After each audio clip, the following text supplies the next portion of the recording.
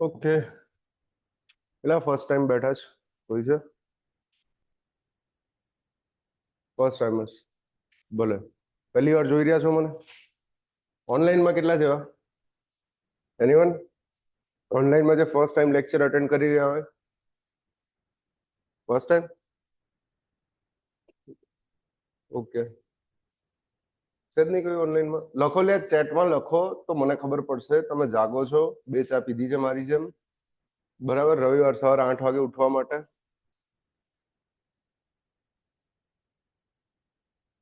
છે ઘણા છે. મેં જોયા હતા એક વખત. એટલે એવું નહીં, ભણવામાં પહેલી વખત બેઠો કે નહીં. કઈ જગ્યાએ જોયો તો પેલા એ કે છે મને બીક લાગે છે હવે. બરાબર, કોઈ આડી આવડી જગ્યાએ નતો જોયો ને. હા. ચલો તો સૌથી ઇઝીએસ્ટ સબ્જેક્ટ છે આ, સૌથી સહેલામાં સહેલો સબ્જેક્ટ છે અગર તમારે સ્કોર કરવું છે. અને હું એવું માનીને ચાલુ કે ઘણા બધાનો ફર્સ્ટ લેક્ચર છે. ફર્સ્ટ લેક્ચર ના પણ હોય, અગર ફાઉન્ડેશન બેચના છો તો હવે ટાઈમ તમારો આવી ગયો છે કે 10:05 ની તો એક્ઝામ એક બોલે જ છે, 26:04 ની તો બોલે છે. 26:04 માટે તો આપણે કહી દીધું ભાઈ તમે રિવિઝનના લેક્ચર શરૂ કરી દો. જે રિવિઝન બેચ વાળા લેક્ચર લઈએ, રેપિડ રિવિઝન, ફટાફટ પતે. એમાં હાઇડ્રોલોજી 3 લેક્ચરમાં મેં કમ્પ્લીટ કર્યું છે બધા જૂના સ્ટુડન્ટ માટે. કહેવાનો અર્થ 26:04 ટાર્ગેટ કરવાની છે. એ સિવાય તમારી પાસે એમ્પલ નંબર ઓફ એક્ઝામ્સ છે 26-27માં. કેટલા 25માં પાસ આઉટ થયા એ કેવા છે? કેટલા છે 25 pass out? Okay, 26 pass out કોઈ છે? હવે થશે એવું 26માં? કોઈ નહીં. 24 વાળું? કોઈ નહીં. મોટા ભાગે 25 પાસ આઉટ છે, બરાબર ને? 2025 પાસ આઉટ. તો એક વસ્તુ ગણી શકો કે ગયા વર્ષે મેમાં તમે લોકોએ એન્ડ સેમ આપી હતી તમારી, યાદ છે? અને આનંદ લીધો તો કે કોલેજ પૂરી થઈ ગઈ, બરાબર? હકીકતમાં એ આનંદ નતો, બરાબર? એ દુઃખ હતું. એ તમને અત્યારે રિયલાઇઝ થાય છે. કેમ? કેમ કે એક વર્ષથી તમે બેરોજગાર બેસી રહ્યા છો. વાત સાચી કે ખોટી? તમે એક્ઝામની ગમે તૈયારી કરતા હોય, સીએસસી ની તૈયારી કરતા હોય, યુપીએસસી કરતા હોય, ગમે તે તૈયારી કરતા હોય, તૈયારી એટલે તૈયારી જ કહેવાય. આ વસ્તુ તમે સમજશો, તમારા પેરેન્ટ્સ અને એક્સટેન્ડેડ ફેમિલી નહીં સમજી શકે, બરાબર? એમને રિઝલ્ટથી મતલબ છે. ખરેખર ફેમિલી મેમ્બરને રિઝલ્ટથી જ મતલબ હોય. આવતો તારે હાઇડ્રોલોજી ભણવા આવવું પડ્યું યાર? ભણી લીધું છે એટલે ફેમિલી મેમ્બર્સને રિઝલ્ટથી મતલબ હોય. કોઈ બી વસ્તુ કેમ ન હોય. તમે એક્ઝામની તૈયારી ચાલુ કરી છે, 11th-12thમાં છો તો 12thમાં ખબર હશે કેટલા ટકા આવ્યા તમારા છોકરાને. એના પછી અત્યારે શું હશે? પાસ થયો, જીપીએસસી નું રિઝલ્ટ આવ્યું, પાસ થયો, નહીં થયો. પછી શું થશે? પછી પરણી જશો.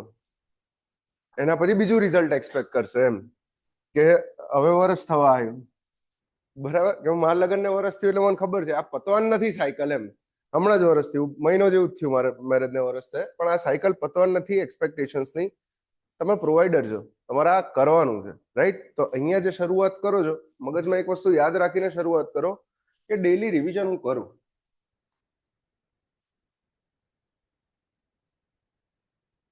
અને હાઇડ્રો જેવા સબ્જેક્ટમાં અગર સબ્જેક્ટની ડિટેલમાં વાત કરું, યસ, હાઇડ્રો જેવા સબ્જેક્ટમાં કે જે પૂછાતું હોય મેક્સિમમ માર્ક ગણવાના તો 5 થી 10 માર્કનો હાર્ડલી પૂછાય તમારા 300 માર્કના પેપરમાંથી. પેપર સ્ટાઇલ તો ખબર છે ને બધાને? એકવાર રિપીટ કરું કે ભાઈ 300 માંથી એમસીક્યુ લખવાના પહેલા, 300 માંથી 200 ટેક, 100 જીએસ, બરાબર? આ તો યાદ નથી રાખતો હું, જે મતલબ છે અહીંથી છે, રિઝલ્ટ અહીંથી બને છે. 200 ટેકમાંથી રિઝલ્ટ બને છે. એવા ઘણા એક્ઝામ્પલ છે જેને અહીંથી પણ રિઝલ્ટ બનાવેલું, બરાબર? જેને અહીંથી પણ રિઝલ્ટ બનાવ્યું છે એવા ઘણા એક્ઝામ્પલ છે. પણ તમારી પાસે આ સ્ટ્રોંગ પોઈન્ટ નથી, તમારું ગ્રેજ્યુએશન આ છે, તમારે આના પર જ આધાર રાખવો પડશે.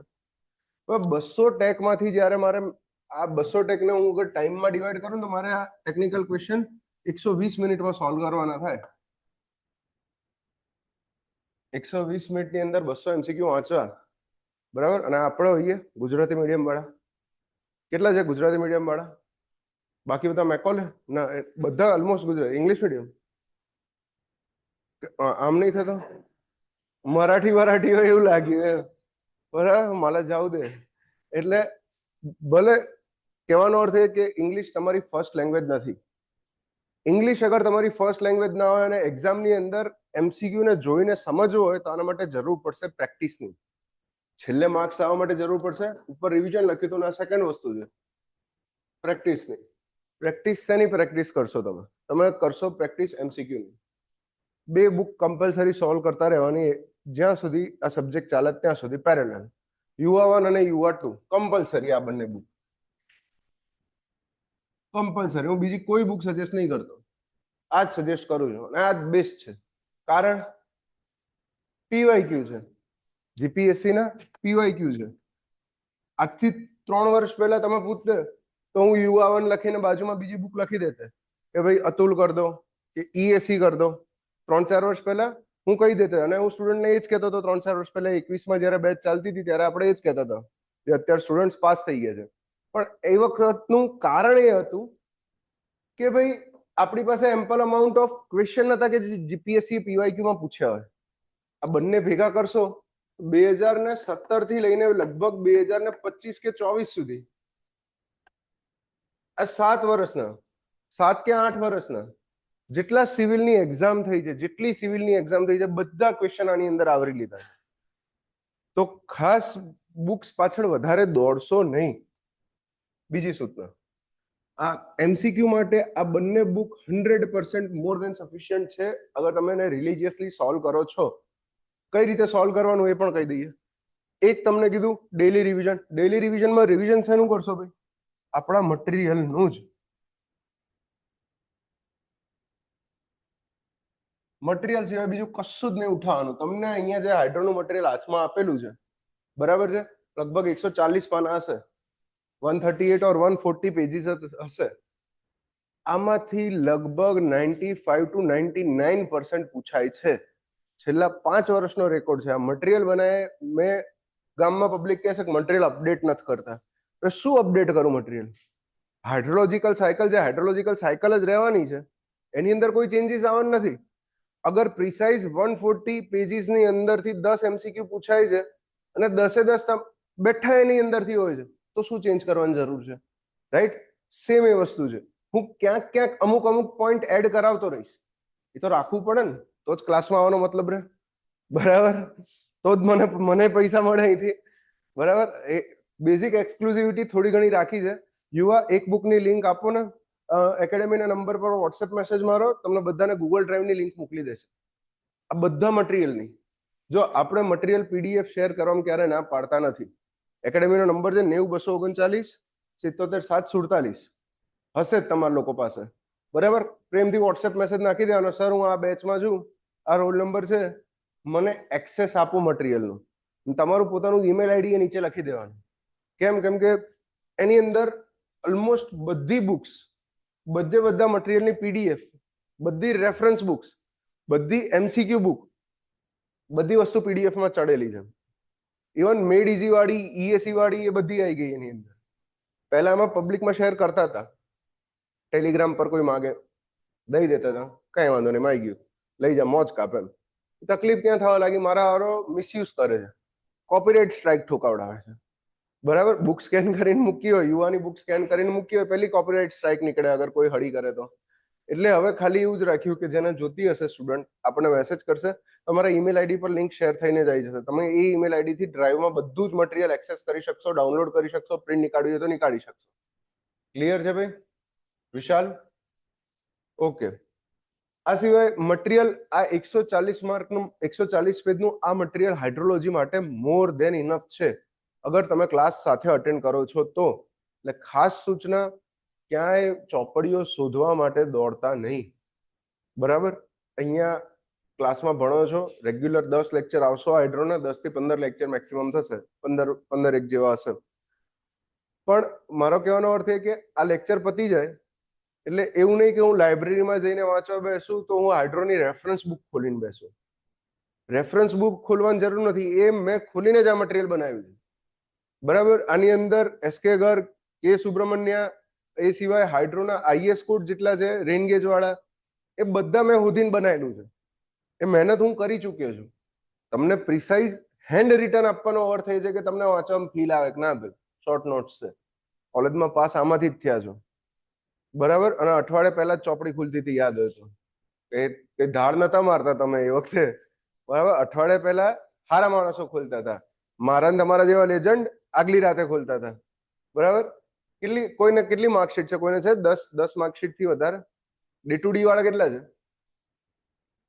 12 માર્કશીટ છે કે 12 થી વધારે છે? કેટલી છે? 12 હશે, 15-16 જેટલી હશે. ડિગ્રી વાળા, બાકી બધા ડિગ્રી વાળા, બરાબર. એમને કેટલી છે? 8 છે કે 10-12 છે? 8 જ છે. કેટલી? 8 વાળા કેટલા છે? એ તેના 8માં પતિ ડિગ્રી ઓનલાઈનમાં. Very good, very good. 9, 10, 9, 10, 11, 11, 15, 15, 15 થી 20 થી વધારે કોઈ ખરું? કોઈ લોડ ના લો, કઈ કંકોડો ફરક નહીં પડતો કેટલી માર્કશીટ લઈને આયા, બરાબર. ફેક્ટ કહી દો, કઈ ફરક નથી પડતો. કેમ કે 37 માર્કશીટ વાળો પાસ થયેલો છે, આસિસ્ટન્ટ એન્જિનિયર છે. 37 એટલે વિચાર લો, એને એક સબ્જેક્ટનો, દરેક સબ્જેક્ટનો અટેમ્પ્ટ 3 વખત આપેલો છે, ત્યારે પાસ થયો છે. 4 વર્ષની ડિગ્રી એની 5 વર્ષમાં પૂરી થઈ છે ભાઈની, ઓલમોસ્ટ, રાઈટ. એ પણ પાસ થાય છે. હાલ ચાલુ છે નોકરી ભાઈ, આસિસ્ટન્ટ એન્જિનિયર. થરાદ બાજુ છે કોઈ? થરાદ બાજુથી કોઈ બેઠું હોય તો ઓનલાઈનમાં?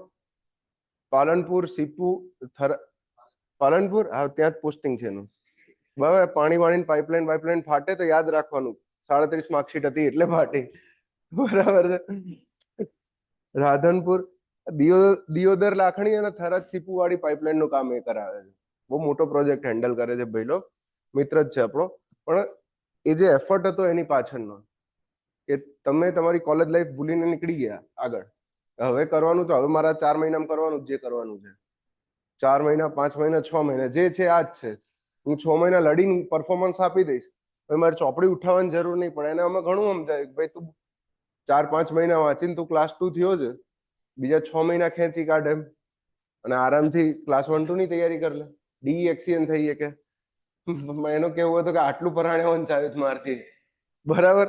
હું જો પહેલેથી વાંચતો હોય તો કે ભાઈ આલ્બર્ટ આઇન્સ્ટાઈન ને પાછા ઢાંકી દેતે. એટલે ઘણી વખત આ ટાઈપની વસ્તુ હોય. તમને કીધું એ પ્રમાણે કે મટીરિયલ પર 100% ટ્રસ્ટ કરો. મટીરિયલ સિવાય બીજી કોઈ વસ્તુ રેફરન્સ માટે, થિયરી માટે વાંચવા લેવી નહીં. નહીં કોઈ બુક. અને ભલે ચલો તમને એવું લાગે છે કે આ મટીરિયલ નથી ફાવતું વાંચવામાં, એ હેન્ડ રિટન છે, મારે ટાઈપ વાળી વસ્તુ જ વાંચવી ગમે, તમે કોઈ બીજી એકેડેમીનું મટીરિયલ ઉઠાવી લો, કોઈ ઇશ્યુ નથી. પણ જે પહેલા દિવસથી રાખી હોય ને, છેલ્લા દિવસ સુધી એ જ રાખવી, બરાબર છે. બુક તો જ જીતશો લાઈફમાં. જે છે, અગર તમે વારે વારે બદલવા દેશો,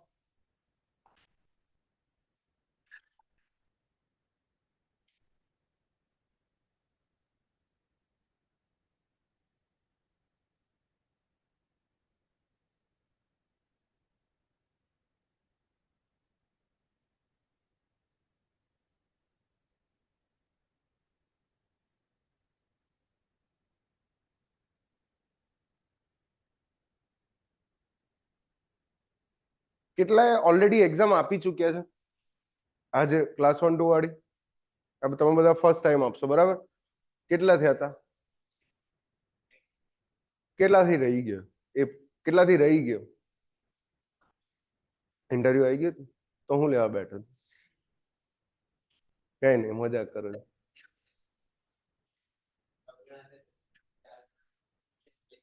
માર જેવું થશે એમ ને? 2 માર્ક થી જ રહી ગયા, કઈ નહીં.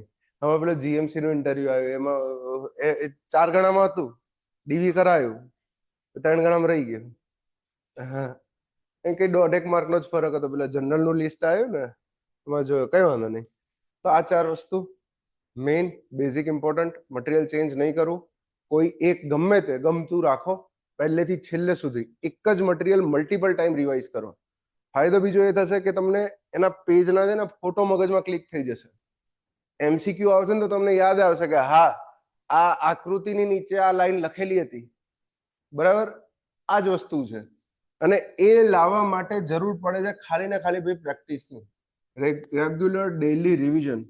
અગર રિવિઝન નહીં હોય તો એક્ઝામમાં પાસ નહીં થાય. આ યાદ રાખજો. કેટલું વાંચ્યું એ અગત્યનું નથી. એકની એક વસ્તુ તમે કેટલી વાર ચર્ન કરો છો, રિપીટ કેટલી વખત કરો છો. એટલે ગાય વાગોડે, ખબર ને? ઊંટ વાગોડે.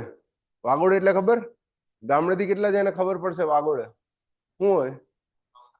હા, તો એક વખતમાં બહુ બધો ઘાસ ખાઈ લે, અંદરથી બહાર કાઢીને ફરીથી મોઢાની અંદર પ્રોસેસ કરીને પાછું અંદર મોકલે. રાઈટ? કેમ ભાઈ આ સિસ્ટમ છે? કે એને પેટની અંદર એ વસ્તુ નથી, એટલું સ્ટ્રોંગ HCl નથી કે જે આપણા પેટમાં છે એ ડિઝોલ્વ કરી શકે. તો એકદમ નાના નાના ટુકડા કરવા પડશે એને ફૂડને. રાઈટ? તમારે પણ આ જ વસ્તુ કરવાની છે. કોઈ પણ અઘરો ટોપિક આવે, કોઈ પણ એવી વસ્તુ લાગે, પકડી લો ડેલી રિવિઝનનો રસ્તો, રિપીટ કરે રાખો. છેલ્લે હું જ નહીં પડશે ને, અમે બધા હું જ પાડવા જ બેઠા છીએ તમને. અગર તમને પોઈન્ટ નથી ખબર પડતી, એની પાછળનો કન્સેપ્ટ નથી ખબર પડતી કે આ સાહેબ કેમ થાય નહીં ખબર પડતી, અમે બધા બેઠા છીએ, બોચી પકડીને પૂછી લો. બરાબર? માની લો કે તમે 10 વખત સાહેબ જોડથી સમજ્યા, ના ખબર પડી. 2-4 ટોપિક એવા મારા હતા, હું શુભમ સાહેબ જોડ ભણ્યો હતો એટલે મને ખબર છે. 2-4 ટોપિક એવા ખતરનાક હતા, નહીં પડતી જ નહીં, મગજમાં ઉતરતી જ નહીં. હવે પેલું જે કોલમનું બકલિંગ વાળું આવે સોમમાં, બરાબર, કોલમના ઇક્વેશન, એ નહીં ખબર પડતી મને. તો છેલ્લે સાહેબે કહી દીધું તું ડૂબો છે. સાહેબ તો છેલ્લે એવું જ કહેવાના, સીધી વાત છે. 10 વાર સાહેબ સમજાવે તમને, ફોન પર વોઇસ નોટ મોકલીને જવાબ આપે જ બેચારા, બરાબર, તોય તમારા મગજમાં નહીં ઉતરે તો કહી દીધું ડૂબો જ, કશો વાંધો નહીં. પણ એ રટી એટલી વખત ગયું, એ રિવાઇઝ એટલી વખત થયું, ભલે કોલમનો જ બેઠો ક્વેશ્ચન પૂછાયો, મને કંકોડો ખબર નથી પડતી પણ મને ખબર હતી આનો જવાબ તો આ જ આવે. બરાબર? આ ટાઈપની વસ્તુ થઈ જવી જોઈએ. આ લેવલનું પ્રો આવવું જોઈએ અને લાવવું પડશે. શેનાથી નીકળશે? ડેલી રિવિઝનથી. બીજું, તમે જે MCQ સોલ્વ કરો છો એના પછી તમને કોન્ફિડન્સ ક્યાંથી નીકળશે? ટેસ્ટ આપવાથી. ખાસ વસ્તુ અગત્યની છે ટેસ્ટ આપવાની. તમારા એપ્લિકેશનની અંદર સબ્જેક્ટ વાઇઝ અને ચેપ્ટર વાઇઝ ટેસ્ટ છે. એક વખત ખોલજો, એપ્લિકેશનમાં ટેસ્ટ માટેનું એક ફોલ્ડર છે. એ ટેસ્ટના ફોલ્ડરની અંદર તમે જઈને જોશો તો બધા સબ્જેક્ટ છે, સબ્જેક્ટના પણ ચેપ્ટર વાઇઝ ટેસ્ટ મૂકેલી છે. આપણે એ જ કરવાનું છે. અહીંયા એક ચેપ્ટર પતે તરત પકડી લેવાનું. હવે શેડ્યુલ કઈ રીતે રાખશો? જો બહુ સિમ્પલ ને સારી રીતે મેનેજ કરવું હોય, આ એક્ઝામની અંદર મેનેજમેન્ટ 1 નંબરનું હોવું જોઈએ તમારું. અને મેનેજમેન્ટ કઈ રીતે 1 નંબરનું થાય કે શરૂઆત કરી દો ભાઈ. માની લો કે આજે મેં ઇન્ટ્રો ભણાવ્યું, પહેલા ચેપ્ટરમાં કઈ બહુ MCQ નહીં હોય, પણ માની લો કે મેં ઇન્ટ્રો અને પ્રેસિપિટેશન ભણાવ્યું 2 લેક્ચર સુધી, રાઈટ? તો તમારું પહેલું કામ છે કે જેટલું મેં આજે ભણાવ્યું આજે ને આજે જ હું રિવાઇઝ કરું. આજે ને આજે. કેમ? કેમ કે આપણો નેચર છે જે વસ્તુ આપણે શીખીએ 24 કલાકની અંદર એ વસ્તુ અગર આપણે ફરીથી રિપીટ કરી દઈએ તો મહિના સુધી મને યાદ રહેશે. બરાબર? પણ અગર હું એને 24 કલાકમાં રિપીટ નહીં કરું, હું દોહરાઈશ નહીં સેમ વસ્તુને, તો મને મહિનોય નહીં, મારે એ વસ્તુ દર અઠવાડિયે 3 વાર રિવાઇઝ કરવી પડશે, ત્યારે મને મહિના પછી એ યાદ રહેશે. રાઈટ? આ મગજનો પાવર છે. પહેલા પોતાના મગજને સમજવું પડશે કે કઈ રીતે ઈઝી, ઓછી મહેનતથી હું પાસ થઈશ. એના માટે તો છો ને, મજૂરી નહીં કરવી. શું કીધું છે અહીંયા આગળ? 6 કલાકથી વધારે એકે લેક્ચર નહીં હોય, મેક્સિમમ લેક્ચર 6 કલાક, એટલી જ જરૂર છે. જાતે તમારે સામે 6 કલાક બીજા આપવાના છે નીકાળીને, ત્યારે પાસ થવાશે.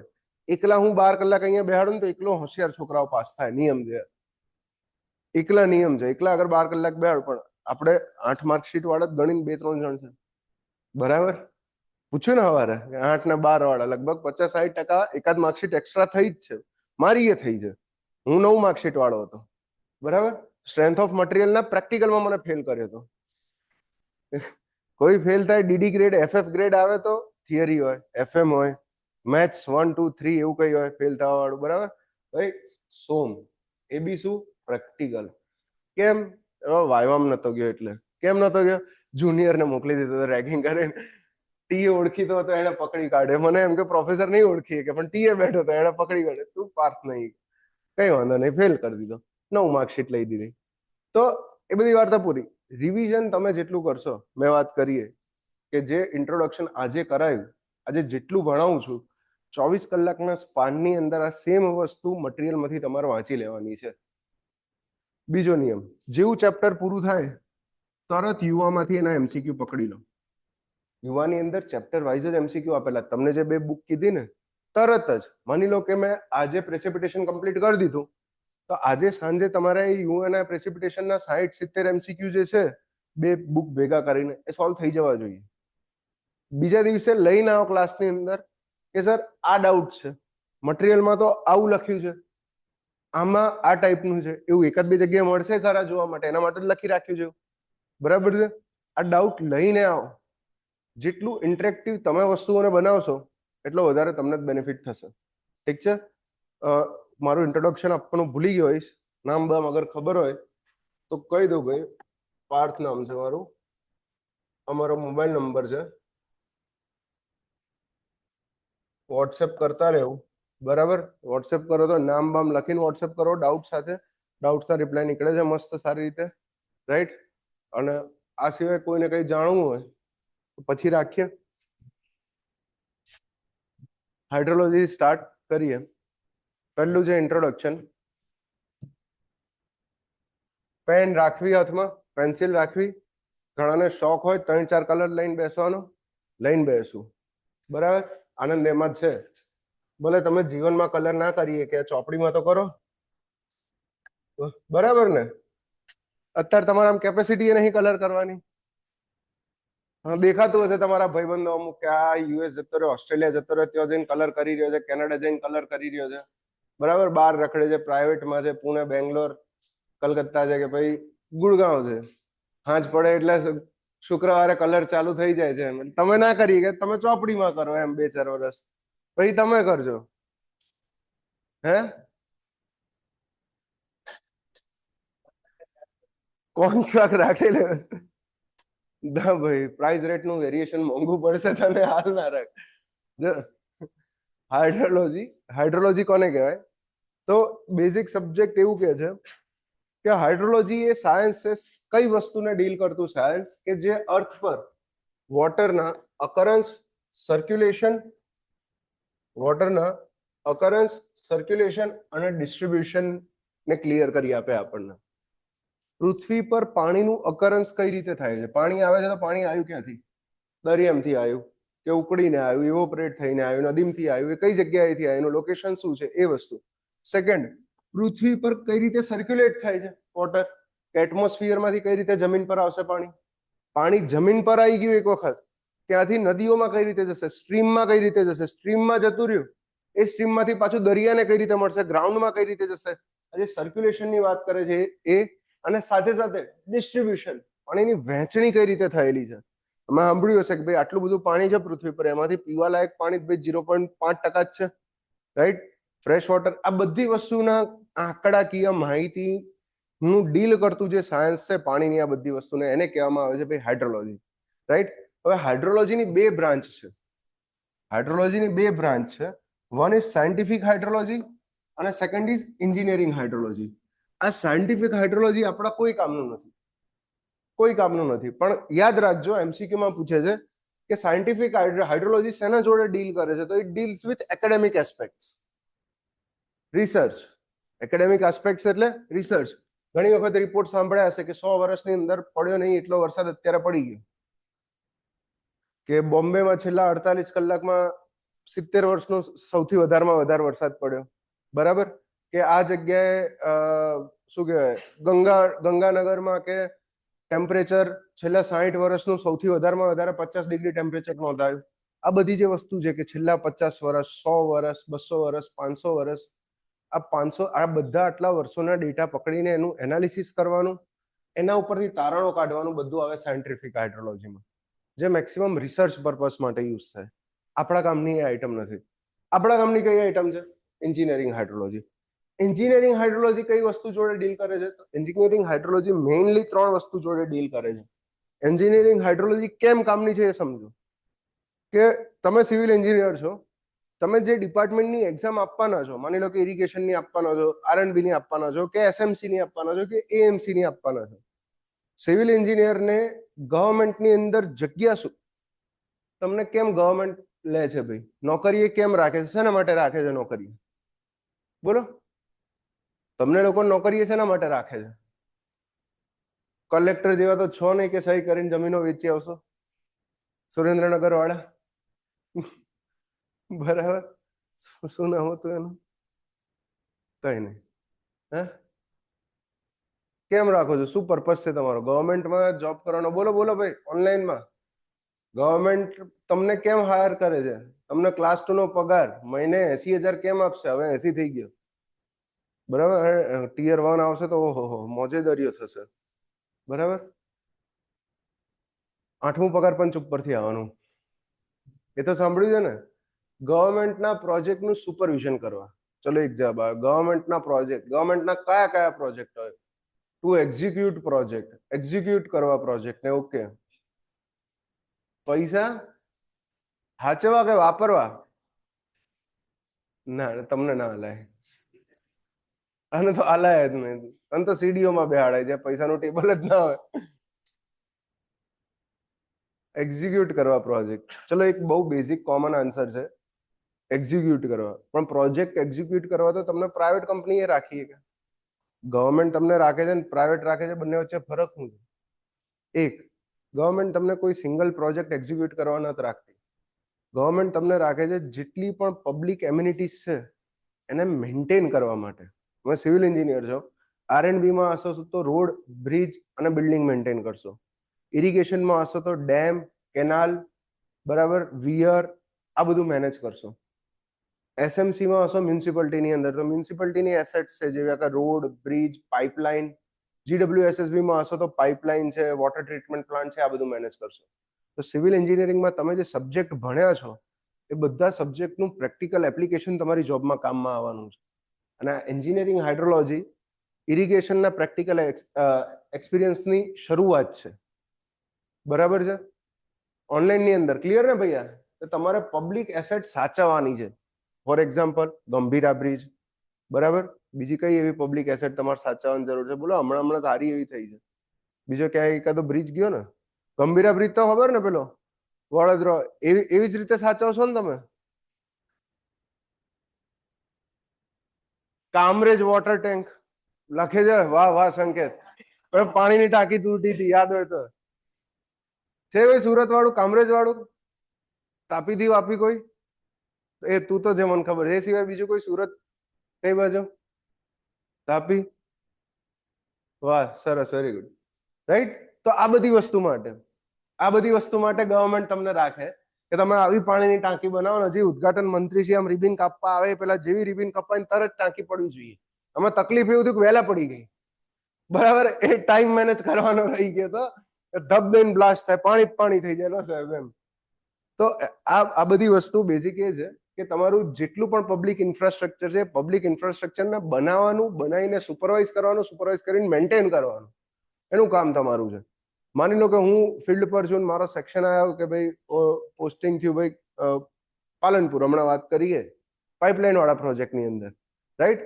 પ્રોજેક્ટ કમ્પ્લીટ થઈ ગયો છે. મારે શું સાચવવાનું છે? મારે સાચવવાનું છે કે જેટલા પંપ હાઉસ છે એફિશિયન્ટલી વર્ક કરે છે કે નહીં, પાઇપલાઇનનું રેગ્યુલર ઇન્સ્પેક્શન ને મેન્ટેનન્સ થાય છે કે નહીં, બરાબર. પાઇપલાઇનની અંદર જેટલા વાલ્વ નાખેલા હોય, air valve, scour valve, non return valve, આ બધા વાલ્વ પ્રોપરલી ફંક્શન કરે છે કે નહીં, રાઈટ. અગર હું 365 દિવસમાંથી 100 દિવસ પાઇપલાઇન ચાલુ રાખું છું, તો આ 100 દિવસ પાઇપલાઇન ચાલુ રાખ્યા દરમિયાન બને એટલો ઇલેક્ટ્રિકલ સપ્લાય કેટલો હું ઘટાડી શકું, સરકારનું નુકસાન બચાવી શકું, એના માટે પૈસા આપે.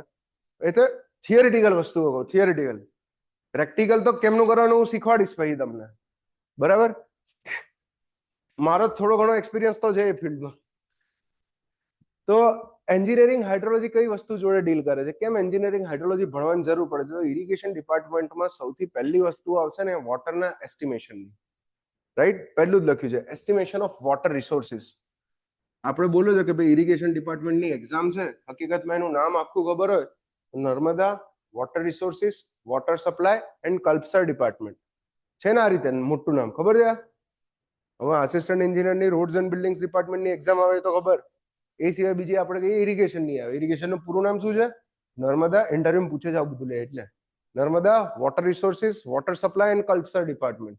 આમાં જે વચ્ચે લખ્યું છે ને વોટર રિસોર્સિસ, એ WRD કહેવાય એને. પહેલું શું છે? Narmada water resources, water supply અને કલ્પસર. આ વોટર સપ્લાય એટલે GWSSB આવ્યું કે જે ઘેર ઘેર પાણી પહોંચાડવાનું કામ કરે, નલ સે જળ યોજનાઓનું અમલીકરણ કરે, પાઇપલાઇનો નાખવાનું કામ પાણીની લોકલ લેવલે. કલ્પસર પ્રોજેક્ટ તો આઈડિયા છે, થઈ રહ્યો છે થોડો ઘણો, રાઈટ.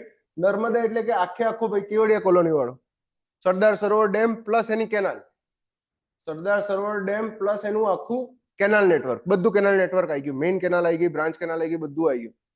જ્યારે વોટર રિસોર્સિસ ડિપાર્ટમેન્ટ છે એ આ સિવાયના બાકીના 350 major medium minor dam plus 1200 જેટલા minor plus water retaining structures આ મેન્ટેન વોટર રિસોર્સિસ ડિપાર્ટમેન્ટ કરે છે.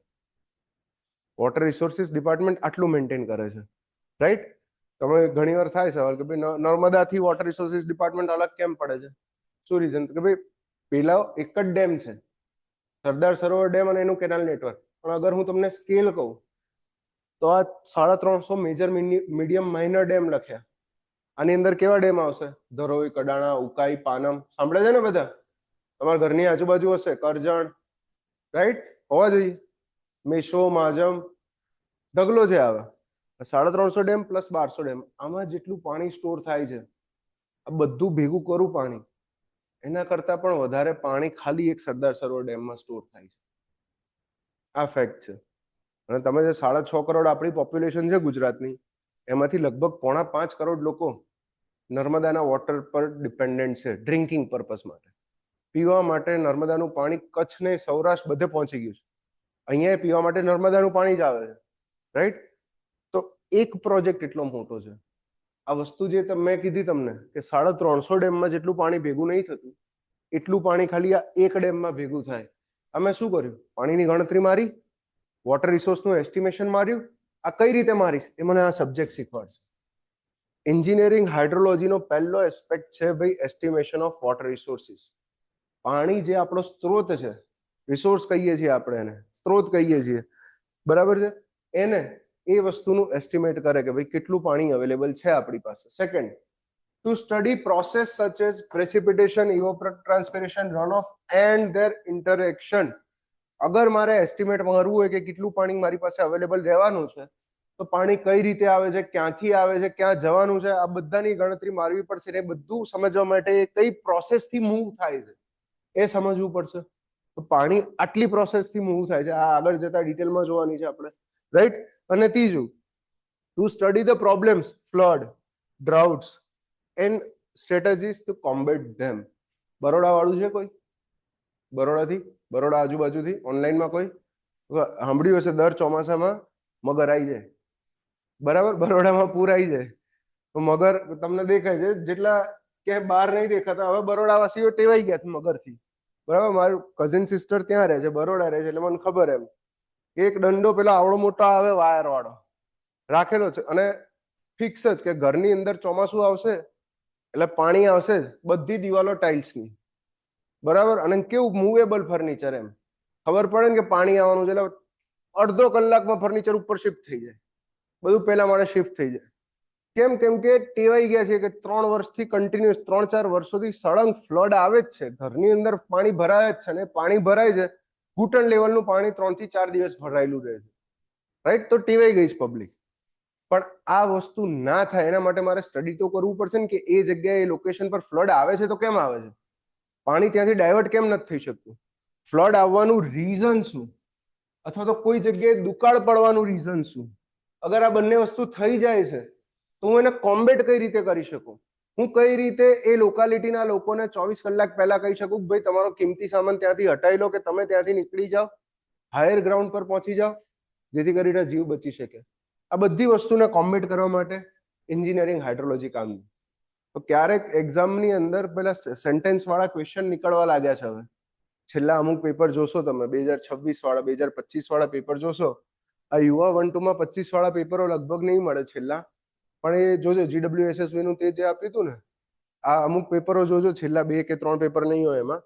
તો હવે એક ટ્રેન્ડ નાનકડો એવો બદલાયો છે કે સેન્ટેન્સમાં આપે છે ક્વેશ્ચન, કે એક ક્વેશ્ચન લખે, નીચેનામાંથી 4 સેન્ટેન્સ કયા સાચા છે, 4 માંથી કેટલા સાચા છે, આવા 3 લખી દીધા હોય, ચોથું કોઈ XYZ લખી દીધું હોય, કોઈ કે કરો ચૂઝ, પહેલું બીજું, બીજું ત્રીજું, પહેલું બીજું ત્રીજું, એક કે નહીં, બરાબર. આમાં ટાઈમ વધારે જાય. કેમ વધારે જાય?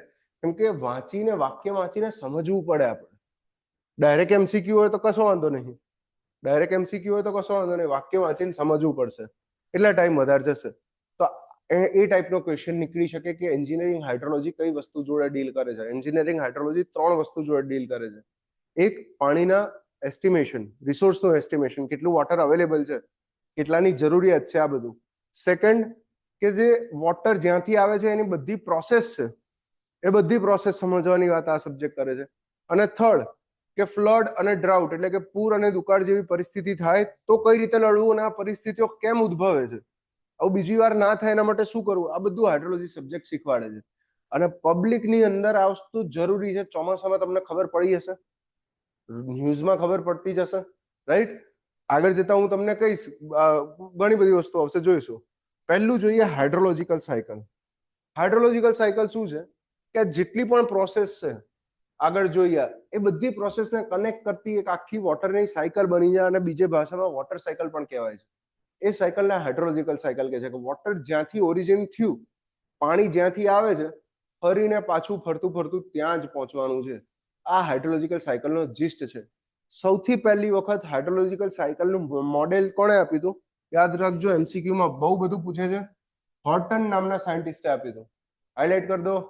પહેલો એમસીક્યુ નહીં કરો, બેઝિક પહેલો એમસીક્યુ. જૂના એમસીક્યુ આવા આવતા હતા. તો હુ ગેવ હાઇડ્રોલોજીકલ સાયકલ? નીચે 4 ઓપ્શન હોય, હોર્ટન, મોદીજી, ટ્રમ્પ કે પુતિન, એમ. બરાબર છે. એટલે એ ઈઝી ક્વેશ્ચન હતા.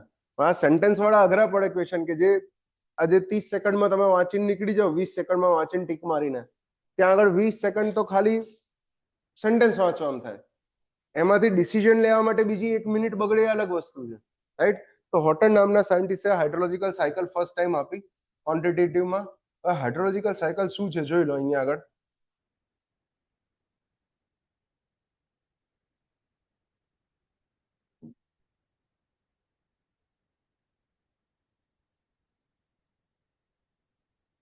પહેલા જ કીધું કે હાઇડ્રોલોજી સબ્જેક્ટ જ એ છે કે વોટરનું સર્ક્યુલેશન, અકરન્સ અને ડિસ્ટ્રીબ્યુશન સમજવાનું છે. સર્ક્યુલેશન, અકરન્સ અને ડિસ્ટ્રીબ્યુશન સમજવાનું છે. અહીંયા જે રીતે બતાવ્યું છે, કલર કયો લઈએ, દેખાયો? ઓકે. હા, અહીંયા જે રીતે બતાવ્યું છે કે પૃથ્વીનો 70% ભાગ સમુદ્રથી ઘેરાયેલો છે. હા કે ના? બરાબર ને? જમીન વધારે નહીં, પાણી વધારે છે. શું વધારે? પાણી વધારે છે. બરાબર, જમીન વધારે નહીં. પૃથ્વીનો 70 થી 75, 74% એવું કહી છે, આગળ આવે છે પોઈન્ટ એક્ઝેક્ટ. એટલો ભાગ પાણીથી ઘેરાયેલો છે. જ્યારે સૂર્યના કિરણો પડે છે વોટર પર, તો એ પાણીનું શું થાય છે ભાઈ? ઇવોપરેશન. ગુજરાતીમાં શું કહીએ આપણે એને? બાષ્પીભવન. તો ઇવોપરેશન, એ પહેલી પ્રોસેસ આવી ગઈ, ઇવોપરેશન. આ એક પ્રોસેસ થઈ. હવે હું આમાંથી સવાલ બને છે, સમજજો. ઇવોપરેશન કોને કહેવાય? તમે કહેશો બાષ્પીભવન ને, એવું નહીં. રંગનો સમાનાર્થી નહીં પૂછ્યો, કલર બોલો તમે, બરાબર છે. મેં ડાયરેક્ટ પૂછ્યું ઇવોપરેશન કોને કહેવાય? What is evaporation? પાણી ઉપર જાય. એક બહુ બેઝિક વસ્તુ કહું તો કોઈ પણ પદાર્થના 3 સ્વરૂપ છે, ઘન, પ્રવાહી અને વાયુ. Depend on temperature, pressure. યાદ હોય તો PV is equal two NRT.